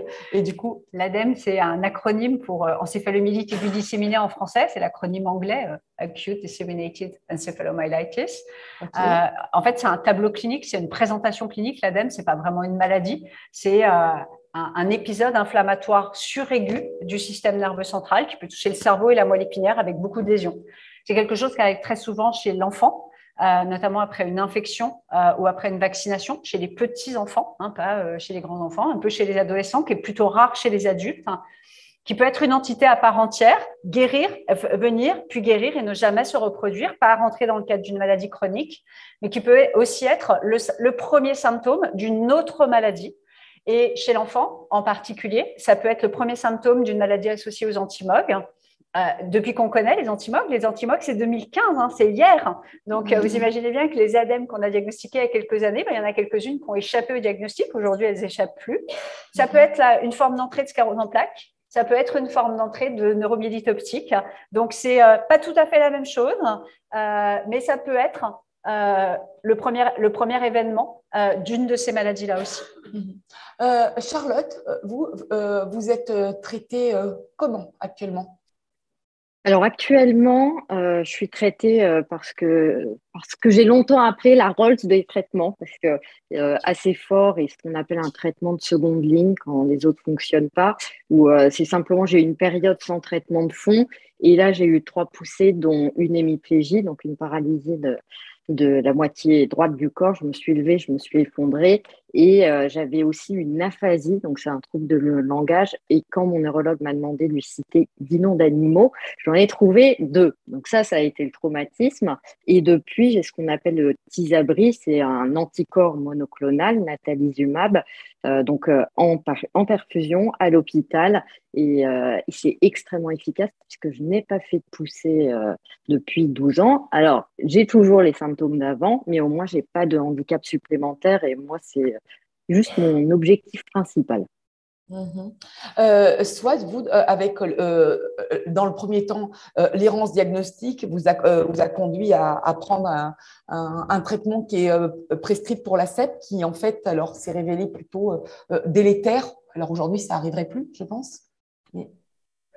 je ne sais pas. Je crois que le professeur Anna-Marie a dit que la Copaxone, ce n'est pas quelque chose qui aurait pu… C'est juste que c'est plutôt que ça n'a pas fonctionné plutôt que ça a été délétère. Oui. Ça n'a aucun impact. Si j'avais eu le traitement actuel, moi en 2016, donc j'ai eu le diagnostic de sclérose en plaques avec un traitement. Et en 2017, donc je me répète, je suis désolée, donc la cécité totale qui a conduit à la mise en place rapide du traitement par immunosuppresseur, l'anti-CD20, rituximab. Et depuis, je n'ai pas fait de poussée. Je n'ai pas eu de nouvelle attaque. Et pourtant, mon tableau clinique était assez sévère et on pouvait penser que avec des poussées qui étaient rapprochées. Des poussées rapprochées. Et c'est pour ça. D'accord. C'est tellement important de diagnostiquer et de bon diagnostic et le traitement. Merci beaucoup. Est-ce qu'on peut nous réafficher, parce que le professeur Vukusic a été un petit peu, j'ai vu passer des choses, on est obligé quand même de répondre. Alors, nouvelle diagnostic, je comprends rien. C'est lesquels qui nous ont… Non, j'ai vu passer quelque chose. Voilà, le traitement, c'est pas guérir, c'est pour ça que je bloque sur le traitement. Le problème, je suppose que c'est une personne qui a une NMO. C'est un peu différent dans la sclérose en plaques. La sclérose en plaques, c'est globalement moins grave souvent, et parfois les patients restent sans traitement, choisissent, c'est leur choix, il n'y a pas de souci avec ça. Quand on a une NMO, encore plus si c'est une NMO à anticorps anti-aquaporine 4, je l'ai dit tout à l'heure, malheureusement, quand quelque chose est arrivé, on ne peut pas revenir en arrière. Ce qui est cassé est cassé. On ne sait pas réparer aujourd'hui. On travaille pour essayer de trouver des choses pour réparer. Mais en gros, si le câble électrique il est coupé, on ne peut pas le réparer. Dans la sclérose en plaques, le câble électrique il n'est pas coupé. C'est la myéline, la gaine qui protège, qui est abîmée. La myéline, on peut la construire. On a des cellules pour refabriquer la myéline. Ça s'appelle les oligodendrocytes. On peut les stimuler. Mais dans la NMO, si le câble est coupé, le câble il est coupé. On ne peut pas revenir en arrière. Et pourquoi ça me fait réagir de me dire, puisqu'on ne peut pas me guérir, juste me soigner, je ne veux pas prendre de traitement, c'est que moi, je ne sais pas ce qui va se passer le coup d'après. Et j'essaye d'anticiper le coup d'après. Et le coup d'après, dans la NMO, c'est si une autre poussée doit arriver, c'est ce qu'a raconté Swan, eh ben, elle a perdu un œil, puis elle a perdu un deuxième œil, et puis il aurait pu se passer d'autres choses si elle n'avait pas été traitée. Or, ça, on peut le prévenir. Vous l'avez entendu de la part de Swan. Son traitement marche très bien, elle n'a pas fait de poussée. J'ai vu passer un monsieur, Thierry, je crois, qui dit depuis que je suis sous traitement, je n'ai pas refait de poussée également. Je pense qu'il faut que vous reteniez ça. C'est un message très positif. Déjà, si on peut permettre que ça ne soit pas pire, c'est déjà une bonne chose. C'est déjà soigné. C'est pas guérir, mais c'est déjà soigné. Moi, en tant que docteur, je suis fière d'arriver à faire ça. C'est énorme, c'est énorme. Pour illustrer ce que dit Sandra, mes câbles sont coupés, mes yeux sont coupés. Je ne vois plus, je ne vois pas la salle, je ne vois pas les visages, je ne vois pas les couleurs, je ne vois pas les objets. Je suis malvoyante parce que je n'ai pas eu de traitement. Oui, je vous en prie. Une question. Est-ce qu'on a alors on a un micro à faire circuler ou comment on fait ou alors vous parlez, on vous entend. Voilà, je vous en prie. Bon, la salle n'est pas très grande, on va vous entendre, il n'y a pas de souci. C'est juste une petite question. On parlait tout à l'heure des ADEME, notamment qui débouchaient sur un diagnostic de NMO avec Antimog. Est-ce que chez les enfants, parce que le diagnostic a été fait relativement très rapidement, le tableau avec une récupération qui avait des signes ophtalmo-neurologiques, est-ce que derrière, quand on vous entend ou quand on vous écoute, on on a l'impression qu'il n'y a pas de possibilité de récupération. Je parle plus pour les enfants. Nous, notre crainte et notre interrogation se portait sur la plasticité, l'évolution possible et notamment la récurrence des antilogues chez les enfants. Alors, je vais vous laisser répondre. Par contre, pour les internautes qui, du coup, n'entendent pas la question parce qu'on n'a pas eu de microfilaire, pour répondre, est-ce que vous pouvez juste rappeler, du coup, la question à laquelle vous répondez pour qu'on ne perde pas les gens qui nous suivent? Donc, la question, c'est un enfant, si j'ai bien compris, qui a commencé sa maladie par une encéphalomyélite aiguë disséminée, qui s'est avérée être pas une NMO, mais une maladie associée aux antimogues. Si je comprends bien, ce n'est pas la même chose. C'est vraiment différent et c'est différent en termes de récupération aussi. Et la question était, est-ce que vraiment il n'y a pas de récupération possible ou est-ce qu'on peut récupérer des choses et j'ai oublié encore un truc, non? Non, c'était ça. Donc, déjà beaucoup de questions en une. Mais la maladie associée aux antimogues, c'est une maladie de la myéline, beaucoup plus qu'une maladie des câbles. D'accord? La NMO, c'est beaucoup plus une maladie qui va casser les câbles. D'accord? Donc, on n'est pas du tout dans les mêmes capacités de récupération. Les patients qui ont des maladies associées aux antimogues, ils ont souvent des pronostics même meilleurs que la sclérose en plaques, souvent. La myéline, c'est quelque chose qui se répare. On a des cellules dans le corps qui s'appellent les oligodendrocytes, qu'on a tous, qui ne vont pas être détruites par la maladie et qui vont aller réentourer autour du câble qui est toujours là pour refabriquer de la myéline et la refabriquer plus ou moins bien. Et là, le fait que votre enfant soit malade, il est un petit peu avantagé par rapport à quand c'est un adulte parce que les capacités de nos oligodendrocytes de réparer sont bien plus importantes quand on est un enfant que quand on est un adulte. Et plus on va vieillir, plus nos capacités de réparer vont diminuer. Et c'est pour ça que dans la sclérose en plaques aussi, on répare moins bien et que du coup, on acquiert du handicap et on a plus de mal à récupérer des poussées avec le temps. Donc, dans toutes ces pathologies, lors de l'épisode aigu, il y a beaucoup d'œdème. Ça gonfle. C'est comme quand vous faites une entorse, c'est très gonflé. Donc, nous, on va utiliser des médicaments pour faire dégonfler, principalement. La cortisone, c'est quoi? C'est un anti-inflammatoire. Donc, ça fait dégonfler. Donc, il y a une partie des symptômes qui sont liés au fait que c'est gonflé, qui, de toute manière, vont régresser, quelle que soit la pathologie. N'importe laquelle des trois, ça existe. Donc, au moment aigu de l'épisode, on va améliorer les choses avec des corticoïdes, éventuellement des échanges plasmatiques. Et puis après, dans les maladies comme les MOGAD et la CEP, il va y avoir une capacité de réparation qui va se faire habituellement, principalement dans les 6 premiers mois, en général dans les 2-3 premiers mois, principalement dans les 6 premiers. On considère que dans la CEP, au bout de 12 mois, 12 à 18 mois, j'ai du mal à dire pile poil comme ça. Là, on a passé 1 an, c'est l'anniversaire et maintenant c'est mort. C'est pas comme ça la médecine, encore une fois. Donc, on dit en moyenne à peu près autour de 12 à 18 mois, si ça n'a pas récupéré, ça ne va pas récupérer. Après, les enfants, c'est un petit peu différent parce qu'effectivement, les enfants, ils ont un cerveau qui est extrêmement malléable encore, qui est extrêmement dit plastique et qui sont capables d'aller chercher des ressources à côté de ce qui a été abîmé pour pouvoir compenser, ce que les adultes sont beaucoup moins capables de faire. Est-ce que ça répond à votre question? Très bien. Et si je peux illustrer ma récupération, la mienne, si vous permettez. J'étais aveugle lors de mon attaque en 2017. Aveugle, non-voyante, dans le noir. Et ma récupération, c'est de voir la lumière et de voir des formes. De ne pas reconnaître les formes, de ne pas reconnaître les visages, mais de ne plus être dans le noir. Et ma crainte, c'est de retourner dans le noir. Donc, je n'arrêterai pas le traitement. Et j'espère, grâce à l'association NMO France, pouvoir continuer à soutenir la recherche et avoir de plus en plus de traitements et aller peut-être vers cette éventuelle récupération, et on y croit.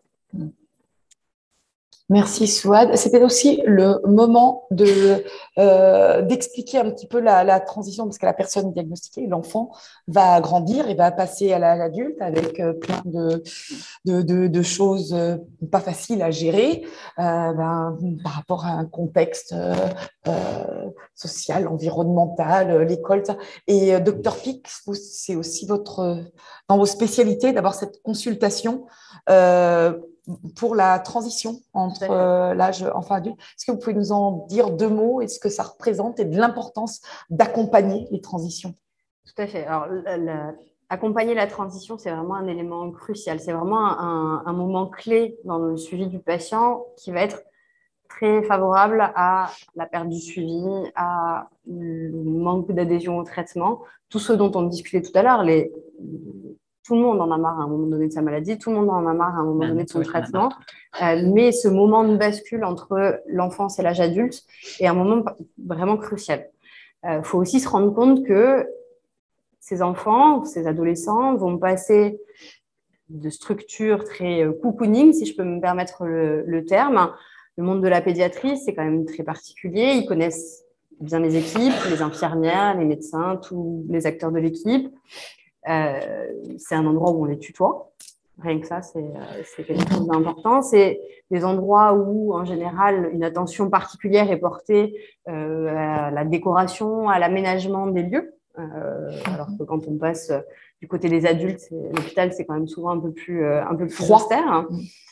Donc, pour toutes ces raisons-là, c'est un moment qui est difficile pour ces adolescents qui deviennent des adultes. Puis, il faut aussi se rendre compte que, comme vous l'avez dit très bien, dans leur vie personnelle, c'est aussi un moment qui est particulier. C'est le moment où ils quittent l'enfance, ils se détachent un petit peu des parents, où ils vont rentrer dans le monde des adultes, ils vont quitter l'enseignement secondaire, ils vont rentrer dans le monde des études supérieures ou dans le monde du travail. Donc, il y a déjà plein de bouleversements personnels quand on passe de l'enfance à l'âge adulte. Et là-dessus vient se rajouter la maladie. Donc, c'est vraiment un moment qui est crucial. Et je pense que c'est vraiment un moment où on peut perdre ces adolescents, où ils peuvent interrompre leur suivi. Donc, c'est extrêmement important d'accompagner cette transition pour éviter ça, créer de la collaboration, créer d'adhérence thérapeutique et que les patients restent dans le suivi. Donc, nous, on a développé plein de choses pour ça. Alors, le service œuvre depuis longtemps, notamment grâce à Sandra, à la collaboration avec la pédiatrie. Ça fait très, très longtemps, bien avant que je fasse partie de l'équipe. Tu as professionnalisé les choses. Voilà. Et donc, on a essayé de formaliser les choses ces dernières années, donc avec des consultations de transition notamment. Et donc, j'insiste encore sur l'importance, on en a parlé tout à l'heure dans le dispositif d'annonce, mais là, c'est un peu pareil sur le côté multidisciplinaire. Donc, ces consultations de transition, elles se font en général en trio, donc avec les pédiatres, un neurologue qui est moi généralement, et une infirmière qui est spécialisée. Cette infirmière, elle intervient très tôt dans la prise en charge de ces patients. On a formalisé aussi des réunions de concertation où on discute de tous les nouveaux diagnostics pédiatriques de maladies inflammatoires, quelles qu'elles soient. C'est très souvent de la sclérose en plaques et de la MOGAD. Tous ces dossiers sont discutés en réunion de concertation tous les mois. Et notre infirmière spécialisée rencontre tous ces patients, même si moi, je ne les rencontre pas. Notre infirmière rencontre tous les patients avec la neuropédiatre. Donc, dès le diagnostic, ils commencent à rencontrer notre équipe. Ça, je pense que c'est extrêmement important. Et puis, donc, au moment de la transition, donc entre l'âge de 16 et 18 ans, 17 et 18 ans, on va organiser plusieurs consultations qu'on fait en trio. Donc, au moins une consultation, souvent plusieurs, en pédiatrie puis chez nous, où on peut voir les patients à plusieurs et donc glisser tout doucement des pédiatres vers nous et établir un lien de confiance et qu'ils puissent nous dire j'en ai ras-le-bol, j'ai envie d'arrêter, et qu'on puisse discuter de ça et pas les perdre de vue. Et puis, il y a des moments un peu clés aussi, donc dans des situations où la maladie est un peu active, où les choses sont un peu plus compliquées, je pense notamment à la sclérose en plaques, où on va les rencontrer un peu plus précocement, notamment quand il est discuté des traitements, pas des traitements les plus basiques, on va dire, de la maladie, qu'on appelle les traitements de première ligne. Quand on décide d'introduire un traitement un peu plus actif, en général, à ce moment-là, je les rencontre. Et certains de ces traitements se font plutôt chez les adultes, donc ça leur permet de basculer tout doucement aussi de la pédiatrie vers les adultes. Donc, tout ça, c'est très vrai pour la sclérose en plaques. La MOGAD, c'est encore quelque chose de particulier. La MOGAD, on n'en a pas énormément parlé ce soir, mais il y a une particularité qui faisait qu'on perd énormément de vue ces patients, c'est que parfois, c'est une maladie qui soit ne rechute pas, pour laquelle il n'y aura qu'un seul épisode, soit va rechuter avec des intervalles qui peuvent être très importants. Il y a des gens qui rechutent 10 ans plus tard, des enfants, qui font une première poussée dans l'enfance et qui vont rechuter extrêmement tardivement derrière. Donc, c'était des enfants, notamment dans les cas des ADEM du tout petit, des enfants de moins de 10 ans, qu'on perdait de vue généralement parce que ça allait bien dans les années qui suivaient. Et souvent, les neuropédiatres avaient tendance à dire voilà, le sujet va s'arrêter là. Et de plus en plus, on fait cette transition, on décide de continuer à les accompagner. Alors, on ne fait pas des consultations tous les 3 mois, on les laisse tranquilles s'ils vont bien, mais au moins qu'ils aient un interlocuteur et qu'il y ait quand même On se voit régulièrement, de façon annuelle, tous les 2 ans, j'en sais rien, ça se discute avec chaque patient, mais qui reste dans un circuit de surveillance parce que c'est la MOGAD, encore plus que la NMO, c'est une maladie qu'on connaît encore vraiment pas bien, dont on connaît surtout vraiment pas bien l'histoire naturelle, c'est-à-dire la façon dont se déroulent les poussées. Je m'explique, dans la sclérose en plaques et dans la NMO, de façon très schématique, les poussées, elles interviennent à intervalles réguliers. C'est un peu schématique ce que je dis, mais voilà. Dans la NMO, dans la MOGAD, c'est très erratique. Il y a des patients qui vont faire plein de poussées d'un coup et puis pas pendant 10 ans, ou des poussées très éloignées et puis après plein de poussées d'un coup. Donc voilà, c'est des enfants qu'il ne faut pas qu'on perde de vue. Merci beaucoup en tout cas. Pardon. La myélite transverse en pathologie, parce que on fait une petite parenthèse, mais on a parlé de la NMO, de la MOGAD, de la myélite transverse. C'est des malades qui ont les mêmes difficultés, un manque de qualité de vie, des douleurs très, très difficiles et ils n'arrivent pas à contrôler et à réduire. Alors, la myélite transverse, c'est un peu ce que disait Sandra tout à l'heure pour l'ADEME. C'est pas vraiment une maladie en soi, c'est un symptôme ou un syndrome.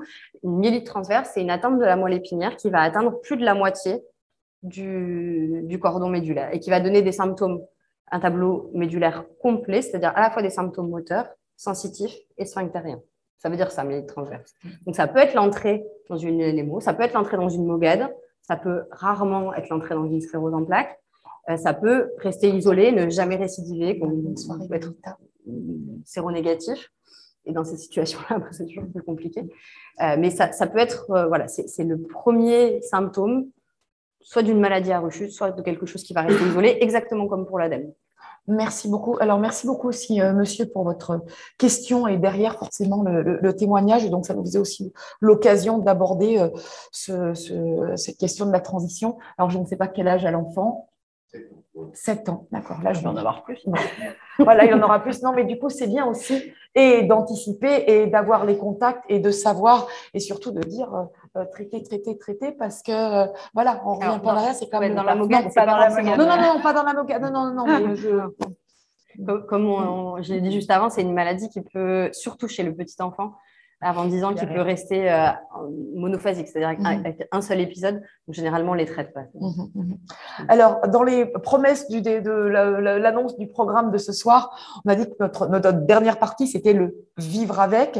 Et je dirais que le point commun entre nos 4 intervenantes, c'est d'être impliquées beaucoup à travers des associations, à travers toutes vos consultations pour aider les patients à mieux vivre avec la maladie. Alors, Charlotte, donc on a dit que vous étiez médecin, sexologue, patiente. Alors, vous êtes auteur du livre 7 pétalons aiguilles, donc c'est un titre qui est un petit peu provocateur, mais en fait qui veut en dire très long en utilisant des symboles. Et ce livre, en fait, il sonne comme un cri, un coup de gueule pour dire à toutes les patientes atteintes de CEP qu'on peut vivre la maladie tout en restant féminine. Alors, derrière les talons aiguilles, ça veut en dire long sur les symboles de la féminité. Alors, j'ai vraiment envie qu'on parle de ce handicap invisible qui peut être, alors c'est bien et pas bien à la fois, c'est que d'un côté, ça permet d'être discret, d'un autre, c'est compliqué de montrer qu'on a une vraie maladie invalidante alors qu'en fait, vous êtes toute mimine et très présentable et qu'en fait, vous souffrez d'un vrai handicap. Je vous laisse un petit peu nous expliquer ce… Oui, tout à fait. Je vous expliquerai l'origine du titre parce qu'il a quand même une histoire derrière. Et le handicap invisible, je dis souvent, c'est à la fois une bénédiction et une plaie. Vous me croisez dans la rue, vous dites, oh, elle est en pleine forme. Et il y a plein de gens qui disent, au bout de 26 ans de sclérose en plaques, on sort hyper bien. Ce qui est vrai, mais ils ne voient pas en fait tout ce qu'il y a derrière. Et c'est une bénédiction, le handicap invisible, parce que moi, j'ai une hémiplégie, j'ai été en fauteuil roulant, alors je mesure parfaitement à quel point ça complique tous les gestes de la vie quotidienne, ça change le regard que les autres posent sur vous et c'est extrêmement complexe. En plus, on est dans une société quand même très, très axée sur l'apparence et dès qu'on sort des cases, ça devient Compliqué. À nouveau. J'ai pas d'autres mots parce que c'est vrai que voilà. Mais en même temps, je trouve que le handicap invisible, c'est une vraie plaie parce que déjà, moi, certes, j'ai l'air en pleine forme, mais mon handicap est invalidant. J'exerce pas la médecine à cause de ma maladie. Je ne peux pas travailler toute une journée à cause de ma maladie. J'ai un poste adapté derrière un ordinateur, donc plus compatible avec ma maladie à nouveau. Donc il y a pas si longtemps que ça, l'année dernière, j'avais des névralgies, donc des douleurs très très intenses dans le visage, 1 à 2 fois par semaine et qui pouvaient durer 10, 12 heures et avec un niveau de douleur entre 5 à 8 sur 10. Donc certes, j'ai l'air d'aller bien et tant mieux, mais c'est vrai que le handicap invisible est complexe et d'un autre côté, moi, il m'a appris à vraiment prôner la communication, à expliquer comment je me sentais dans mon corps, parce que vous n'avez aucun moyen de savoir comment je suis, si j'ai mal, si je suis épuisée, parce que parfois j'ai une chape de plomb qui me tombe dessus, mais je pourrais me coucher par terre tellement j'en peux plus. Et c'est vrai que ça demande beaucoup d'explications de façon répétée, notamment avec les proches, avec les collaborateurs, et que c'est assez problématique. Et puis je reviens à l'origine du titre, en fait, après Et voilà, mon émission. expliquez-nous, parce que quand Oui, on a ouais, ouais. préparé cette Parce que émission, c'est vrai, comme on ça, a dit, ça fait très provocateur. Et d'un autre côté, c'était le but aussi, parce que je trouve qu'on ne parle pas assez de la sclérose en plaques, qui est quand même une maladie qui touche près de 120 000 patients en France et autant de familles, de proches. Et quand je suis arrivée en rééducation, en piteux état, je reconnais, dans un fauteuil roulant, et la kiné me demande hyper sérieusement, mais quel est votre objectif? Et je lui réponds hyper spontanément. Alors, en un, nager dans la mer, et en deux, marcher sur des talons hauts. Et là, elle m'a regardé, l'air de dire, elle est folle. Et c'est vrai que moi, sur le coup, ça m'a pas donné envie de rire, hein. Mais après, oui, parce que franchement, c'était assez amusant. Mais d'une part, la mer, bah, c'est le seul élément où je me sens bien. J'ai pas de douleur. Oui, je suis bien dans mon corps, qui est quand même très contraint dans la vie normale, mais je peux pas passer ma vie dans la mer, hélas. Et porter des talons. Alors oui, c'est le symbole de la féminité. Et c'est vrai, quand on est à l'hôpital, en rééducation, il y a quand même mieux. C'était le symbole de ma vie parisienne, parce que j'étais retournée chez mes parents en province. Je savais pas si j'allais retrouver mon boulot, ma vie. Et c'est vrai que je pense que c'était une angoisse.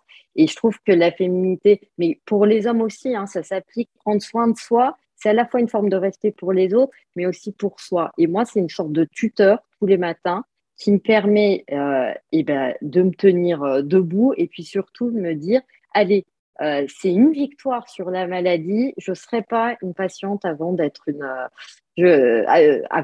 femme, parce que je suis une femme avant d'être une patiente. Et c'est vrai que les patients, on a besoin de trouver une façon de dépasser la maladie. Je ne suis pas sportive, je ne suis pas artiste.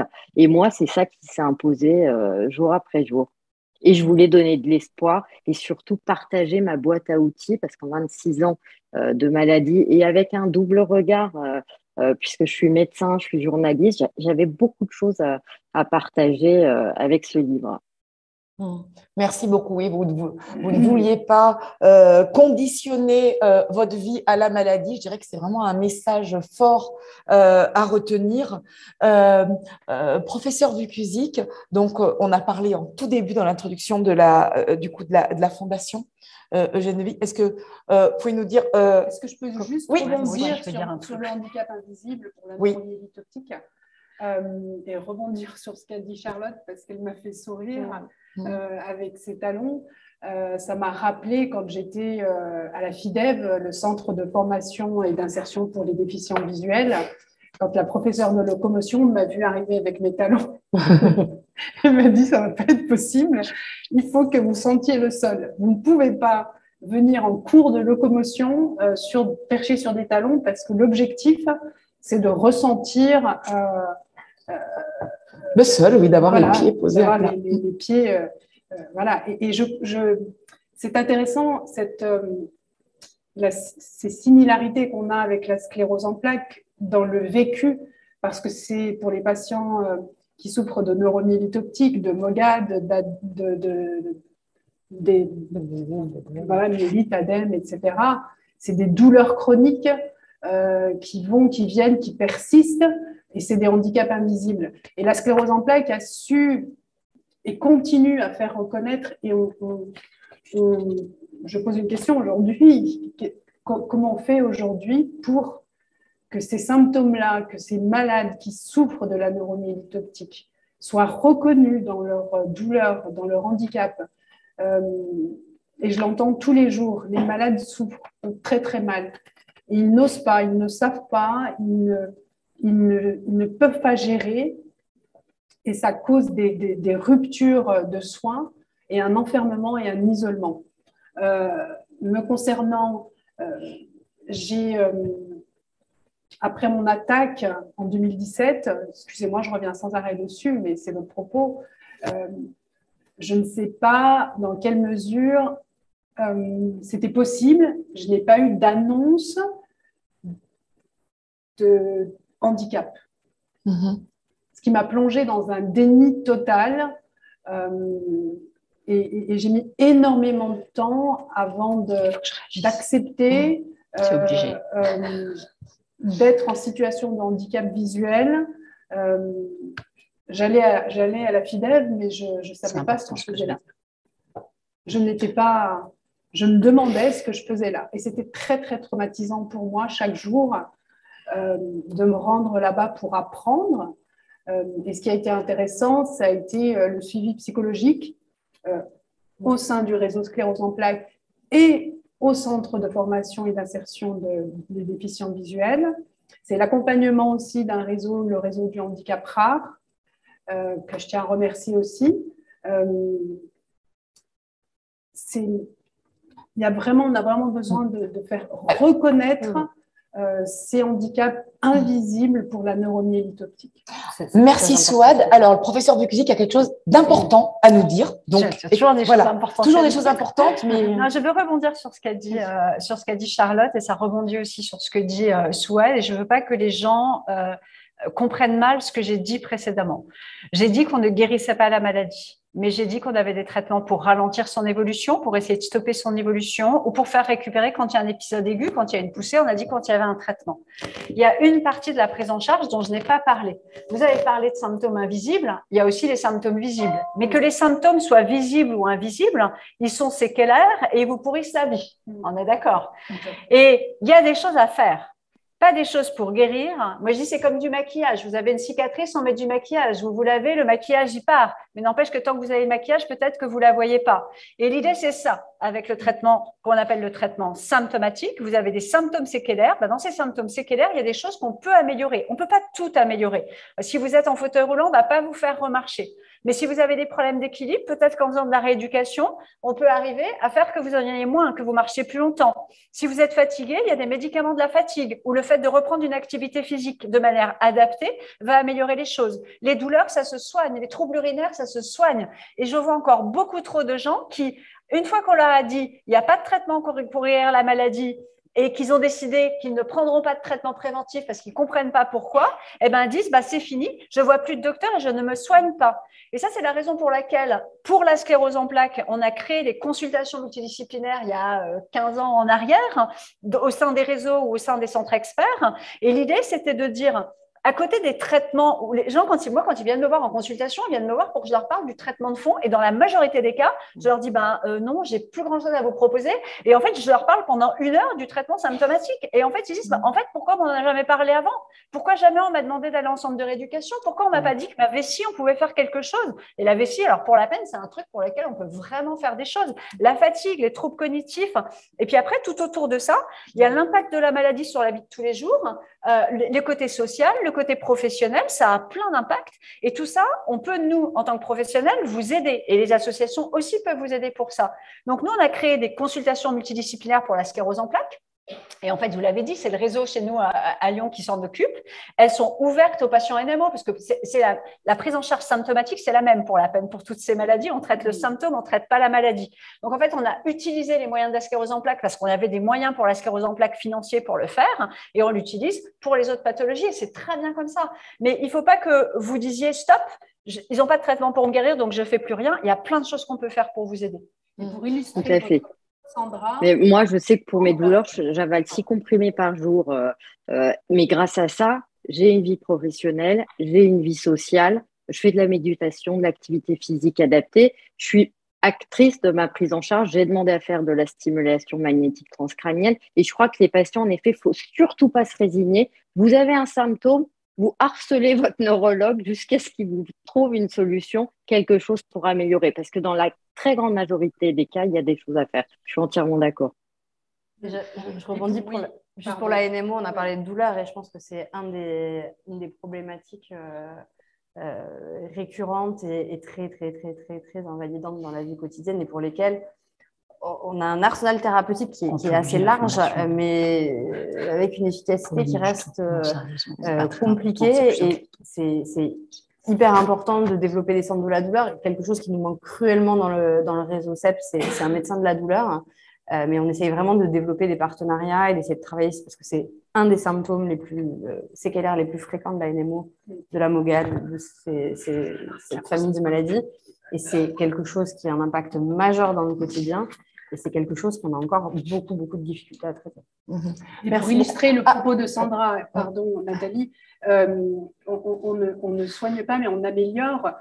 Moi, j'ai vu ma neuro-ophtalmologue très contente. Je lui dis alors j'ai combien de vision parce que je vois mieux, je vois mieux. Elle me dit mais non, vous ne voyez pas mieux. C'est tous les exercices que vous avez fait, c'est la rééducation, c'est la perception en fait, la formation, l'insertion, c'est ma réadaptation, c'est je vois pas mieux, j'ai pas augmenté en vision. C'est que je me suis adaptée. Et même les gens autour de moi me disent, quand tu entres dans une pièce, tu entres de façon beaucoup plus sereine et beaucoup plus comme si finalement je voyais. Mais non, je ne vois pas mieux. C'est toute ma rééducation autour qui m'a permis d'en arriver là aujourd'hui. Merci. Alors, on a Zakia qui nous a dit dans le chat, ben oui, moi, je négligeais d'aller voir le kiné. Puis finalement, si on arrive à faire passer ces messages, voilà, c'est aussi toute l'œuvre de NMO France, hein, de donner les clés aux patients pour mieux vivre avec. Hein, on est vraiment dans cette partie. On a une question au fond de la salle. Je vous en prie, madame. Alors, je n'ai pas trop le doigt. Je vais essayer de faire entendre. Pour rebondir sur les talons aiguilles de Charlotte sur les pieds nus de SWAD, et vous aussi, professeur, par rapport au fait que vous avez le traitement, je dirais, médical, que vous avez donc aussi l'accompagnement, traitement médical, accompagnement affectif, etc. Est-ce que vous avez eu recours à d'autres pratiques qui vous reconnectent à votre corps physiologique, c'est-à-dire, je pense, méditation, yoga, des pratiques différentes, mais qu'il faut faire chez vous pour retrouver des sensibilités ou débrancher votre cerveau pour la peur? Oui. Alors, juste, Swad, avant de répondre, comme les auditeurs ne nous entendent pas, on répond, mais on reprend la question. Donc là, la question concernait les autres pratiques pour se reconnecter à son corps. Donc, je vous laisse répondre à madame, mais en reprenant la question qu'elle a posée. La maladie, quand elle s'installe, il y a une déconnexion totale du corps, une déconnexion tragique, une fracture, une mort. Et pour me reconnecter, j'ai essayé plein de choses. Enfin, j'ai tout essayé, rien ne fonctionnait. Ce qui m'a sauvée, c'est d'entrer en centre de psychiatrie, dans une clinique psychiatrique où là, j'ai été prise en charge par un psychiatre, par un psychologue, par une sophrologue, par une professeure de yoga, par une professeure qui me faisait des séances de méditation. Et je pense que les patients prennent ça de façon très négative quand on leur dit faut voir un psychiatre, faut voir un psychologue. Je le dis aujourd'hui, je suis entrée dans une clinique psychiatrique. Je n'ai pas eu de traitement médicamenteux, mais je suis entrée pour être prise en charge de façon multidisciplinaire par une équipe entière qui me faisait du bien et qui respectait ma maladie, mon traitement, et qui avait conscience de mon traitement et qui m'envoyait faire mon traitement quand j'avais besoin d'aller à l'hôpital faire mon traitement. Et ça, c'est très, très important. Parce que quand on arrive, enfin, je ne sais pas, faire des trucs naturaux dans la forêt et qu'on vous dit non, oubliez tous vos traitements, c'est assez risqué. Mais là, dans un centre médical où on m'a entendu écouter, ça m'a sauvé la vie. Merci. Vraiment. Alors, Sandra Becusic me chuchote à l'oreille, il faut ouvrir le champ des possibles. Alors, au passage, je nous excuse, parce qu'on est deux quand même, auprès des auditeurs qui nous disent qu'on nous entend chuchoter, oui, on dit des choses et on oublie qu'on a le micro. Donc, on s'excuse pour nos interférences. Il y a un sujet qu'on n'a pas encore abordé ce soir. Je veux finir de répondre à la dame. Oui, et après, alors, vous allez répondre à la dame, et en même temps, je sais qu'il y a un sujet qui vous tient beaucoup à cœur, c'est grossesse et CEP. Et j'aimerais qu'on… Et grossesse et NMO. Oui, grossesse et NMO, voilà. Enfin bon. Donc, je vous laisse répondre. Alors, je disais en aparté, effectivement, il faut ouvrir le champ des possibles. Chaque expérience est unique, chaque expérience de chaque personne est unique et on a des besoins qui ne sont pas les mêmes. Donc, soit à exprimer la manière dont elle a ressenti son besoin et la manière dont finalement elle a utilisé ce qu'il y avait à sa disposition pour répondre à son besoin, mais les besoins sont différents. Et je crois que les neurologues étaient assez fermés à tout ce qui est prise en charge alternative, on appelle ça comme ça, et qu'on devient beaucoup plus ouvert à condition que ça n'entre pas en compétition avec une prise en charge plus classique de la maladie. Et aujourd'hui, même nous, dans le réseau, nos psychologues, elles proposent de la méditation pleine conscience, elles proposent de la sophrologie, elles proposent des ateliers de yoga, et on trouve ça très, très bien. Donc, vraiment, aucun problème par rapport à ça, à partir du moment où ça répond à votre besoin et que ça vous aide à vous épanouir et à mieux vivre avec la maladie. Donc, vraiment, aucun problème. Et je pense qu'il n'y a plus beaucoup de médecins qui sont anti tout ça. Il faut juste leur dire que vous n'allez pas les jeter à la poubelle, les docteurs, et que vous allez continuer à travailler avec eux aussi. Mais c'est intéressant. En une phrase, je crois que chaque patient doit vraiment se créer sa boîte à outils d'activités, de choses, de gens qui lui font du bien. Et pour ça, il faut tester plein de choses. Alors, le yoga, ça peut ennuyer certains, d'autres vont y trouver une paix incroyable. Donc, il faut faire preuve de curiosité et tester, à mon avis. Mais c'est vrai que si on prend un petit peu de recul, vue d'avion, se dire qu'aujourd'hui, on est capable de parler d'ateliers de pleine conscience, de méditation à l'hôpital, on imagine… Non, mais d'hypnose, non, je veux dire, il y a 10 ans en arrière. Alors, l'hypnose a fait quand même son entrée à l'hôpital, allez, il y a une dizaine d'années, à peine. Et aujourd'hui, je veux dire, c'est rentré, mais Dieu merci, quoi. C'est rentré, mais avant, c'était quand même farfelu. Les premiers qui ont fait ça, on leur a un petit peu rigolé au nez quand même. Hein, on a un dernier témoignage avant de passer sur la grossesse, celui de Valérie, qui est très intéressant et ça nous permet de faire une touche positive sur une personne qui a été diagnostiquée. Enfin, je laisse… Bonjour, je m'appelle Valérie, j'ai 56 ans. Tout a commencé le 9 juin de cette année par une douleur intense dans le dos au niveau des côtes, du côté droit. Cette douleur a duré environ 10 minutes, puis s'est transformée en brûlure. Dans la nuit, mon pied s'est engourdi, puis la demi-jambe. Le 13, la paresthésie atteignait toute la jambe, y compris le bassin, plus une parésie au niveau du pied droit et des spasmes musculaires douloureux. Devant ce tableau clinique, ma fille, qui est médecin, m'a envoyée aux urgences avec un courrier évoquant la sclérose en plaques de ma sœur. Après une IRM médulaire, l'urgentiste a confirmé l'orientation CEP ou une autre maladie neurologique. J'ai été mise rapidement dans les 3 jours sur corticothérapie. Après une quantité d'examens, tous restés sans diagnostic, ma fille et mon beau-fils ont demandé un avis au CHU de Lille. Et au vu des IRM, le professeur a demandé un dosage des anticorps anti-aquaporine 4 et anti-MOG.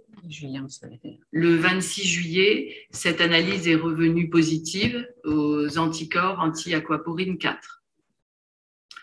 Donc, fin septembre, j'ai rendez-vous avec le professeur à Lille pour la mise en place d'un traitement par immunosuppresseur. Aujourd'hui, je me sens confiante face à de nouvelles poussées de NMO, étant donné la prise en charge et le diagnostic rapide. J'ai pu bénéficier également d'une rééducation intensive en hôpital de jour, ce qui m'a fait beaucoup progresser. Mais néanmoins, aujourd'hui, je garde quelques séquelles au niveau de la marche. Alors, par contre, ce qui m'interpelle, c'est que personne ne connaît cette maladie. Et sans la vie à Lille, je serais sortie de l'hôpital d'Arras sans diagnostic. Et ce que j'aimerais aussi savoir, c'est s'il y a un terrain génétique ou héréditaire pour la NMO et la CEP. Voilà mon témoignage et merci beaucoup de m'avoir écoutée. Eh bien, merci Valérie. Merci Valérie. Qui nous pose donc une question à laquelle je vous laisse répondre toutes les deux. Alors, on s'est regardé quand on a écouté le témoignage avec Julie et j'ai dit, donc certains en ligne ont peut-être pu entendre qu'on avait fait le diagnostic, parce que la manière dont ça a commencé est très évocateur d'une mélite transverse dans le cadre du NMO et pas d'une sclérose en plaques. Le fait que ça ait commencé par une douleur violente, ça ne commence pas comme ça dans la sclérose en plaques, ça commence comme ça dans la NMO souvent quand il y a une mélite. Donc, ça illustre juste la différence entre les neurologues qui l'ont vu à Arras et Julie et moi, c'est que nous, on est des experts de ces pathologies-là et que simplement, des fois, un mot, un symptôme va nous interpeller. Et c'est pareil quand on analyse une IRM et c'est pareil quand on analyse le résultat du liquide céphalorachidien ou le résultat des prises de sang. Il y a des choses qui nous interpellent. Et donc, la démarche que la dame a faite, finalement, est une bonne démarche. Elle a vu un neurologue généraliste dans un hôpital, dans un centre hospitalier général. Et puis, il y a eu diagnostic de pathologie inflammatoire. Après, je ne sais pas si c'est les neurologues qui l'ont adressé ou si, apparemment, c'est sa famille qui l'a adressé vers un CRC-CEP. En fait, Lille, c'est un CRC-CEP. Et du coup, elle a vu une équipe d'experts et probablement, on les connaît très bien, ils ont fait diagnostic. Donc, ça réillustre le fait que c'est important d'aller demander une expertise quand on n'est pas sûr tout à fait parce que les experts, on a une compétence pour ça, même si des fois, on ne sait pas faire. Et on peut retrouver tous les centres experts sur le site de l'association NMO France. Il y a une liste avec une carte www.nmo-france.org. Et puis, à la question de est-ce que c'est génétique, donc pour la NMO, c'est assez clair. La réponse est non, ce n'est pas une maladie génétique. Pour la sclérose en plaques, ce n'est pas une maladie génétique au sens, on a dit mendélien du terme. Mendélien, c'est comme les maladies génétiques que vous connaissez, la mucoviscidose, les myopathies, la chorée de Huntington, où il y a un gène connu de la maladie et ce gène se transmet des parents aux enfants et atteint plus ou moins fréquemment les gens. Il n'y a pas de gène de la sclérose en plaques. Il y a un ensemble de gènes qui peuvent toutefois être un peu modifiés et faire en sorte de créer un terrain de susceptibilité à déclencher des réactions auto-immunes, que ce soit la sclérose en plaques, que ce soit la polyarthrite rhumatoïde, la maladie de Crohn, toutes ces maladies auto-immunes, le vitiligo, les taches blanches sur la peau, le psoriasis, toutes ces maladies, c'est un terrain en fait génétique qui, à la rencontre d'un environnement favorable, va faire qu'une personne va déclencher la maladie. Et l'environnement favorable, c'est des choses qui se passent dans l'enfance. C'est souvent des infections précoces, des infections à EBV notamment. On sait que l'infection à EBV, c'est la mononucléose infectieuse, le BV, est un facteur, l'Epstein-Barr virus, est un facteur qui est important pour le fait de faire une sclérose en plaques, la carence en vitamine D, le fait, la malbouffe, la nourriture américaine, la nourriture McDo, l'obésité, la nourriture trop salée, la carence en vitamine D, l'absence d'activité physique, etc. En gros, notre mode de vie occidental, il faut arrêter. Les enfants, si on les élève avec un mode de vie beaucoup plus sain, peut-être on aura moins de sclérose en plaques plus tard, même quand on a un terrain génétique. C'était le coup de gueule de Sandra. Elle fait beaucoup de gueule, Sandra. Je me permets juste de rajouter un petit mot sur la NMO. Alors, c'est clairement pas une maladie génétique, il n'y a aucun doute là-dessus. Par contre, dans la NMO anticorps anti-aquaporine 4, on constate qu'il y a particulièrement une association avec d'autres maladies auto-immunes. Ouais. C'est des gens qui, plus fréquemment que dans la sclérose en plaques, plus fréquemment que dans la MOGAD, vont avoir d'autres maladies auto-immunes associées, des maladies rhumatologiques, des myasthénies, des problèmes de thyroïde auto-immuns. Donc ça, c'est vraiment quelque chose qui est important dans la maladie, qui pose des problèmes en termes de traitement, des fois, comment on traite ces deux maladies sans être délétère sur l'autre. Donc ça, c'est une problématique qui est très, très fréquente dans la vie. Merci beaucoup, Julie. Alors, l'heure tourne. On arrive bientôt à la fin de notre rencontre. Alors, j'en profite pour dire que Charlotte a dû nous quitter un petit peu prématurément. Je crois qu'elle était un petit peu fatiguée, qu'elle sentait. Voilà, c'est que malgré toute l'apparence, et on remercie de cette apparence qui aide aussi, parce que le fait de donner l'apparence aux autres, ça permet aussi soi-même de tenir debout. C'est un cercle vertueux. C'est où on s'effondre dans son canapé, on ne fait rien.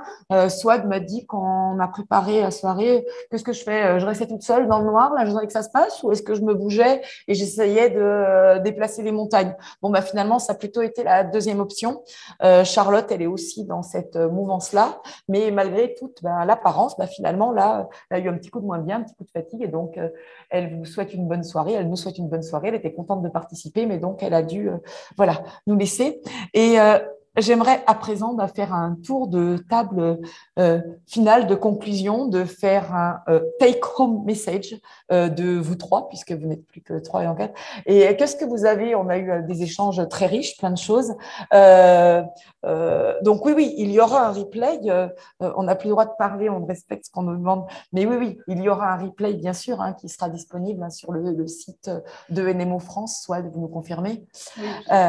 Donc, je vais vous demander à chacune un petit mot de conclusion. Est-ce que vous souhaitez que l'on retienne de cette soirée? Sandra, je vous laisse. Bien. Bien. Je remercie d'abord Swed de m'avoir invitée. On va commencer comme ça. C'est quand même important. Et vous remercier de ce que vous faites avec l'association, parce que nous, de notre côté, du côté des docteurs, avec le CRC-CEP, le MIRSEM, on essaye de développer un maximum de choses pour communiquer autour de la pathologie, pour prendre en charge les gens le mieux possible avec des médicaments nouveaux qu'on essaye d'avoir avant les autres, et puis aussi avec toutes les prises en charge à côté. Mais on ne peut pas faire ça tout seul, on ne peut pas communiquer tout seul, on peut pas. Il y a des choses qu'on ne peut pas apporter aux personnes qui ont la maladie et aux aidants, aux personnes qui accompagnent les gens qui ont la maladie. Et c'est là qu'est toute la place des patients experts et des associations. Et ne pas avoir d'association NMO, ça sera un manque pour la prise en charge. Donc, on ne peut que vous remercier de tout l'effort, l'énergie que vous mettez à tout ça. Voilà. Est-ce que ça suffit? Il faut que j'y Merci, c'est parfait. Non, mais c'est très, très bien. C'est ce qu'on a besoin aussi. On n'est pas là pour s'auto-congratuler, mais c'est sincère. Donc, on ne demande pas de faire de la politesse et de la politique. On a aussi besoin de vous parce qu'on n'est rien sans vous et qu'on a besoin d'avancer ensemble, et que l'association, elle est dédiée aux patients, elle est dédiée à vous également, à votre savoir-faire, et faire connaître et faire savoir et rassembler tous les malades qui se trouvent partout en France, parfois isolés. Et qu'on soit bien d'accord, ce n'est pas que à Lyon. L'association NMO France, c'est national, c'est vraiment pour son nom l'indique. Et ce n'est que le début, on va se promener un petit peu partout, on va aller à la rencontre d'autres experts et on va continuer à porter la voix. Et effectivement, on a besoin de tout le monde. Et rare, mais ensemble. Et juste un petit grain de sel avant de vous demander, Dr Pic, également votre conclusion. Ça rejoint d'ailleurs notre échange qui a précédé, où on disait non seulement il y a besoin des associations, après ce qui est très compliqué, c'est que les associations de malades sont aussi le réceptacle de plein de colère, de revendications. Et en fait, vous prenez beaucoup d'entrées, il faut aussi beaucoup que vous triez, vous devez garder pour avoir la légitimité, être proche aussi de la recherche, des professionnels, et pas vous laisser embarquer, embringuer, je pourrais dire. Il y a des associations qui ne sont plus connues que par leur côté vindicatif, parce qu'on est en colère. On est tous en colère d'avoir une maladie qui vous tombe dessus, ce n'était pas prévu. Donc, il y a aussi beaucoup de confusion, beaucoup de choses. Il faut arriver à voir clair. Donc, Dr Pic, votre mot de conclusion, s'il vous plaît, autour justement de cette coopération avec associations et centres experts pour avancer ensemble. La colère, il y en a parfois, mais elle n'est pas constructive. Non. C'est l'important, c'est de construire et de bâtir, de collaborer. On aurait pu penser, elle crée une association parce qu'elle est malvoyante et qu'elle est en colère parce qu'on ne l'a pas diagnostiquée. Mais est-ce que je vais changer le passé? Non, c'est construire et essayer de créer et de permettre à d'autres malades de pas errer. Je partage cette analyse. Je remercie beaucoup Swed pour cette soirée. Ça fait plusieurs années maintenant qu'on collabore et qu'on discute d'événements qu'on pourrait faire, de choses qu'on pourrait faire. Ça prend du temps, ça prend beaucoup d'énergie. Ça demande des moyens aussi financiers. On doit continuer à apprendre à se connaître aussi. C'est pas facile. On a des langages différents. Moi, j'ai le langage d'une patiente et en face, le langage des médecins. Et on n'est pas sur le même niveau et c'est très compliqué. On est aussi le réceptacle des malades sont en colère et il faut savoir, on essaye de jauger. Oui, vous avez un rôle qui est très difficile, de recevoir effectivement des témoignages qui sont parfois difficiles, des gens qui sont très en colère tout en restant très neutres et très soutenants. Et voilà, les associations de malades, c'est indispensable. Dans une maladie chronique, voilà, le développement des connaissances sur la NMO, les diagnostics qui se multiplient ont vraiment montré que les gens se sentaient extrêmement seuls. C'est un message qui revient chez nos patients, c'est on est seul face à cette maladie. Encore une fois, on rencontre rarement des gens dans son quotidien qui partagent cette maladie. Donc, l'association, encore plus dans les maladies rares, a un rôle qui est primordial. Et je pense que la collaboration entre nous et les associations, elle est indispensable et que on a des choses à apprendre chacun des uns des autres. On l'a dit, hein, la sclérose en plaques nous a beaucoup servi de modèle parce que ça fait des dizaines d'années que sont développées des choses qui vont au-delà de discuter des traitements de fond, au-delà d'expliquer la maladie. C'est toute la prise en charge globale, tout ce qui va impacter finalement la vie quotidienne des gens. Et c'est aussi ça le plus important finalement. Merci. Et donc, merci beaucoup. Je considère que c'est votre mot de la fin. Ou soit vous voulez rajouter la démocratie sanitaire, c'est collaborer tous ensemble. Et apprendre à collaborer ensemble, se rencontrer comme on l'a fait ce soir et de façon plus officielle dans des locaux ou peut-être en dehors de l'hôpital, comme ça c'est moins… La démocratie sanitaire, c'est aussi inclure, et je tiens à remercier nos partenaires Alexion, Horizon et Roche pour leur soutien pour cet événement. Et pour moi, la démocratie sanitaire, c'est tous ensemble, les industriels, avec les soignants, pour les malades, pour la santé de demain. Pour moi, ça ne peut pas se faire. Il faut arrêter de se cacher. On ne peut pas avancer si on ne collabore pas tous ensemble, franchement. Merci beaucoup, Souad, pour ce beau message. Merci beaucoup d'avoir été à l'origine de cet événement. Merci pour tout ce que vous faites. Donc, merci à nos intervenantes ici sur le plateau et puis Charlotte à distance. Merci à vous tous, alors à la fois dans la salle, ceux qui nous ont suivis derrière leur écran. Je tiens aussi à remercier alors l'équipe de préparation Edutera qui a assuré la logistique, donc la réalisation, la production de l'événement qui nous a fait ce beau plateau. Donc, bien sûr, on le redit. Merci Hervé, merci cette soirée sera en replay. Pardon. Merci HB Motion et merci Edutera, pardon. Et merci Nathalie. Bon. Merci Nathalie. Merci Nathalie. Bon, alors maintenant, on a dit merci à tout le monde. Voilà. Finalement, on vous souhaite une bonne soirée. Est-ce qu'il y a quelque chose à rajouter? On espère que ça sera la première d'une longue série parce qu'il y a merci d'être venu. Oui, il y aura sur le mois d'octobre, novembre et décembre des webinaires dédiés à la neuromyélite optique et la MOGAD. Donc, suivez NMO France sur les réseaux sociaux, c'est ça? Sur les réseaux sociaux et sur www.nmo-france.org. Merci beaucoup et bonne soirée à tous. Merci beaucoup.